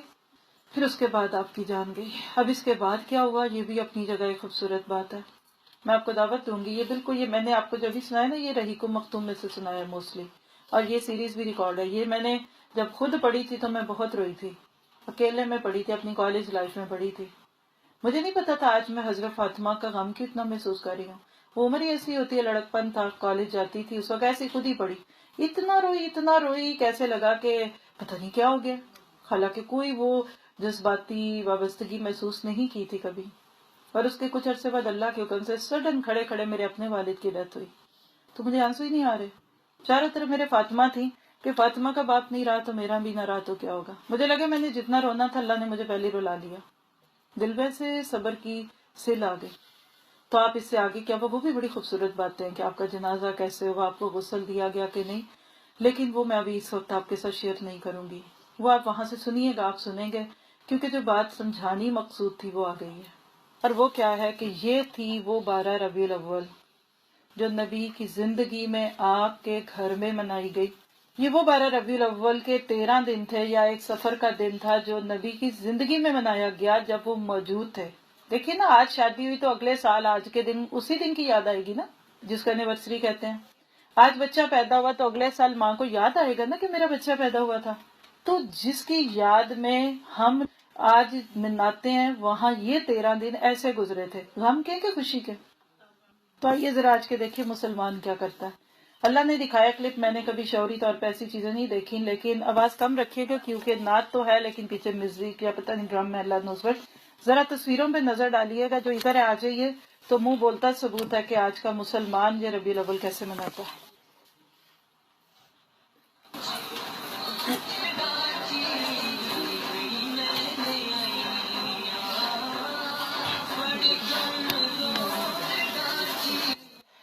للہ۔ آپ دیکھ رہے ہیں پیچھے، بلکہ اس کی آواز کم اسی لیے رکھی۔ آپ دیکھیے جو ہمارے باہر سے ساتھی سن رہے ہیں ان کے لیے بھی اور آپ کے لیے بھی تھوڑی آواز کم کریں۔ آپ دیکھیے پورا اسٹیج بنا ہوا ہے، یہ ربیع الاول منایا جا رہا ہے، جس میں پتلے بھی ہیں۔ آپ کو پتہ ہے کہ اللہ کے نبی نے فرمایا کہ بدترین عذاب قیامت کے دن مصوروں کو ہوگا، اور خاص طور پہ یہ جو اسٹیچوز بنے ہوئے ہیں، کہیں خانہ کعبہ کا ماڈل ہے اور اس میں لوگوں دیکھیے اوپر طواف کرتے ہوئے دکھ رہے ہیں، اور ادھر مسجد نبوی ہے، یہ زمزم کا کنواں بنایا ہوا ہے ادھر، اور یہ بیچ میں بچوں کے جیسے کھلونے، لائٹیں جل رہی ہیں۔ یہ ربیع الاول منائی جا رہی ہے۔ ذرا سوچئے نبی کے گھر 12 ربیع الاول کو کیا ہو رہا تھا۔ یہ دیکھیے نیچے یہ جو مچھلی سی بنی ہے نا، یہ نبی صلی اللہ علیہ وسلم کی جوتی کا اپنے زوم میں یہ نقش نال ہے، نال کہتے ہیں جوتی کو، اور آپ پتہ ہے اس کے اندر کیا لکھا ہوتا ہے؟ والصلاۃ والسلام رسول اللہ انا للہ و انا الیہ راجعون۔ باہر اتنا 100 جوتا پڑا ہوگا، اس سے بھی زیادہ ہوں گے۔ کسی جوتی پہ لا کے کہیں نا اپنے باپ کا نام لکھو تو لکھ سکتے ہیں، اور کہتے ہیں یہ نبی کی جوتی کے صدقے گھر کی چھتوں پہ لوگوں نے بنائے ہوتے ہیں۔ یہ کس نے بتایا؟ یہ کیا ہوا؟ آج امت کہاں کھو گئی؟ اب اس کو دیکھ کر کیا آ رہا ہے؟ فن نہیں لگ رہا؟ یہ دیکھیں ذرا، قربانی کے جذبے ومستقانو، اور وہ جو قربانیاں دے گے وہ صحابہ کرام اگر یہ گڈی گڈے کے کھیل تماشے کھیل رہے ہوتے تو کیا اسلام غالب ہوتا؟ یہ پورا اپنے حساب سے مسجد نبوی اور مدینہ کا ماڈل بنایا ہوا انہوں نے، اور آپ دیکھیے گا پیچھے عورتیں مرد اکٹھے ہیں۔ یہ وہ گلی بنائی ہوئی اپنے حساب سے کہ جس میں سے اس کے جو بول ہے نا وہ ایسے ہی ہے کہ نبی کی سواری ادھر سے گزری، تو یہ تو کسی شادی کی مہندی اپٹن تو ہو سکتا ہے، یہ نبی کی اس 12 ربیع الاول سے تو اس کا کوئی تعلق نہیں۔ یہ دیکھیے عورتیں بھی مرد، اور وہ پانی پتہ نہیں اپنے حساب سے اس کو کوئی مبارک پانی سمجھ رہے ہیں اور اس کو بھر بھر کے پی رہے ہیں۔ آج تو ہم ربیع الاول کے نام پہ بھی وہی مناتے ہیں جس میں کھانے ہوں اینڈ پہ۔ آپ دیکھیے کہ آج کے مسلمان میں اور صحابہ کرام میں بس یہی فرق ہے کہ وہ کردار کے غازی تھے، ہم گفتار کے غازی ہو گئے ہیں۔ ہم صرف باتیں کرتے ہیں، ہم نعرے لگاتے ہیں، پھر گھر جا کے انہی کی فلمیں دیکھتے ہیں، شادیوں میں انہی کے ہم گانے گاتے ہیں، جن دشمنوں سے ہم ملکوں کے اور زمینوں کے ٹکڑے لینا چاہتے ہیں ہم انہی سے پھر بعد میں اپنا رنگ اور تعلق ملاتے ہیں۔ یہ کمزوری ہے، یعنی ابھی میرا درد پورا نہیں ہوا لیکن وقت پورا ہو گیا۔ کیا آج ہم مسلمان کیا کریں؟ دیکھیں پورا آپ لیکچر سن لے، میں نے کوئی آپ کے ساتھ اختلافی بات نہیں کی، کسی مسلک کسی سوچ سے آپ کا کوئی تعلق نہیں جوڑا، میں نے براہ راست آپ کو ان لوگوں سے جوڑنے کی کوشش کی ہے جن کی یاد میں یہ مناتے ہیں، تو پھر ان کی زندگی اور اپنی زندگی کا فرق دیکھ لیں۔ اور یہ کیوں ہوا؟ آج ہوا کیوں؟ صحابہ کی زندگیاں اور نبی کی زندگیاں جو تھیں آج ہماری فرق ہی ہوئی، ان مرحلوں سے نہیں گزرے، امت کا تعلق علم سے کٹا۔ اصل ہمارا جو معاملہ تھا نا وہ سیرت النبی کا تھا، ہم نے اس کو میلاد النبی بنا دیا۔ آج ہم جو کچھ کر رہے ہیں، یعنی جس میں ایک بہت بڑی بات ہے کہ ربیع الاول کے ساتھ ہم عید میلاد النبی کا نام لگاتے ہیں نا، ہے نا؟ اس سوچ کو ذرا سا سمجھیے گا۔ میں چھوٹے سے ایک میسج پڑھ کے سنا دیتی ہوں، وہ میرے سے زیادہ آسانی سے بات ہو جائے گی۔ یہ دو دوست ہیں، ان کا ایک مکالمہ، عید میلاد النبی منانا کیسا ہے۔ ایک دوست کا نام جنید ہے اور ایک کا نام عبداللہ ہے۔ جنید کہتا ہے السلام علیکم، عبداللہ کہتے ہیں وعلیکم السلام، سنائیے آج کیسے صبح صبح آگے دکان پر نہیں گئے؟ جنید آج تو عید میلاد النبی ہے، بازار دکانیں سب بند ہیں۔ عبداللہ اچھا تو آپ آج عید منا رہے ہیں؟ جنید تو کیا آپ نہیں منا رہے؟ عبداللہ عیدیں تو اسلام میں صرف 2 ہی ہیں، عید الفطر اور عید الاضحیٰ۔ جنید یہ تیسری بھی تو عید ہی تو ہے جسے عید میلاد النبی کہتے ہیں۔ عبداللہ اچھا آپ ذرا یہ تو بتائیے کہ یہ تیسری عید ہے، کیا اس عید والے دن عید گاہ جا کر نماز عید ادا کی جاتی ہے؟ آپ کہتے ہیں نا کہ ہماری دونوں عیدوں میں صبح نماز ہوتی ہے، تو وہ پوچھ رہا ہے کیا اس دن نماز پڑھی؟ جنید نہیں بھائی، عید میلاد النبی کی نماز تو نہیں ہوتی۔ عبداللہ تو باقی 2 عیدوں کی نمازیں آپ کیوں پڑھتے ہیں؟ جنید وہ تو پڑھنی تھی۔ عبداللہ وہ کیوں پڑھنی چاہیے؟ جنید اس لیے کہ ان کے پڑھنے کا حکم ہے۔ عبداللہ کیا عید میلاد النبی کی نماز پڑھنے کا حکم نہیں ہے؟ جنید نہیں ہوگا نا، اسی لیے کوئی نہیں پڑھتا، یعنی اس بیچارے کو علم بھی نہیں ہے اس بات کا جس کو وہ ڈیفینڈ کر رہا ہے۔ عبداللہ کیا عید میلاد النبی منانے کا کہیں حکم ہے؟ جنید سنا تو نہیں کہیں، حکم منع بھی تو نہیں ہے نا۔ عبداللہ کیا اس کی نماز عید منع ہے؟ جنید منع تو وہ بھی نہیں ہے، یعنی جو کام نہیں منع۔ آپ کو سنیریو تو سمجھ آ رہا ہے نا؟ آپ اپنے آپ سے پوچھئے، ہم اپنے اون پہ جب عید کی بات کرتے ہیں تو عید کے ساتھ ہمارے ذہن میں کیا آتا ہے؟ عید الفطر ہے تو اس سے پہلے روزے رکھتے ہیں، اور عید الاضحیٰ ہے تو اس سے پہلے ہم حج کرتے ہیں، رائٹ، قربانیوں سے گزرتے ہیں نا۔ عید میلاد النبی کے لفظ کو اگر آپ رکھ کے دیکھ لیں تو کیا ان دونوں چیزوں کا کوئی تصور ہے؟ عید والے دن روزہ رکھنا حرام ہے، آپ کو پتا؟ تو کیا 12 ربیع الاول کو روزہ رکھنا حرام ہے؟ عید کو نئے کپڑے پہننے جاتے ہیں، اس دن کو پہننے کی کوئی بات ہے؟ یعنی 101 چیزیں آپ کو ملیں گی۔ اس پہ ایک لیکچر ہے پچھلے سالوں میں ہوا ہوا، کیا مناؤں، عید مناؤں یا ویلنٹائن؟ اور مجھے ابھی بھی یاد ہے کہ جیسے آج دیکھیے کہ دسمبر میں آیا نا ربیع الاول، جس سال میں نے وہ لیکچر کہیں دیا تھا تو فیبروری کا مہینہ تھا اور ربیع الاول آیا، اور 14 فروری کو لوگ ویلنٹائن منا رہے تھے۔ وہی لوگ جنہوں نے پیچھے 12 دن اور بلکہ پورا ہی ربیع الاول جو ہے وہ بہت سارے میلاد رکھے اور عام دنوں سے زیادہ مصروفیات ہو جاتی ہیں لوگوں کی، تو 14 فروری کو وہ ویلنٹائن مناتے ہوئے دکھے۔ تو وہاں اس کی کافی ساری ڈیٹیلز ہیں، اور انشاءاللہ تعالی اس کے جو باقی موضوعات آپ کے ذہنوں میں سوال آئیں گے اس کو سننے کے بہت سارے موقع ہیں۔ بس یہ دعا کیجئے کہ اللہ تعالی ہمیں وہ بات کہنے اور کرنے کی توفیق دے کہ جو واقعی حقیقت میں ہے، ٹھیک ہے؟ سبحانک اللہم و بحمدک، اشہد ان لا الہ الا انت، استغفرک و اتوب الیک، ربنا تقبل منا انک انت السمیع العلیم وتب علینا انک انت التواب الرحیم، وصلی اللہ تعالی خیر خلقہ واصحابہ اجمعین برحمتک یا ارحم الراحمین یا ارحم الراحمین، آمین ثم آمین۔ أعوذ بالله من الشيطان الرجيم. إن المسلمين والمسلمات والمؤمنين والمؤمنات القانتين والقانتات والصادقين والصادقات والصابرين والصابرات والخاشعين والخاشعات والمتصدقين والمتصدقات والصائمين والصائمات والحافظين فروجهم والحافظات والذاكرين الله كثيرا والذاكرات أعد الله لهم مغفرة وأجرا عظيما.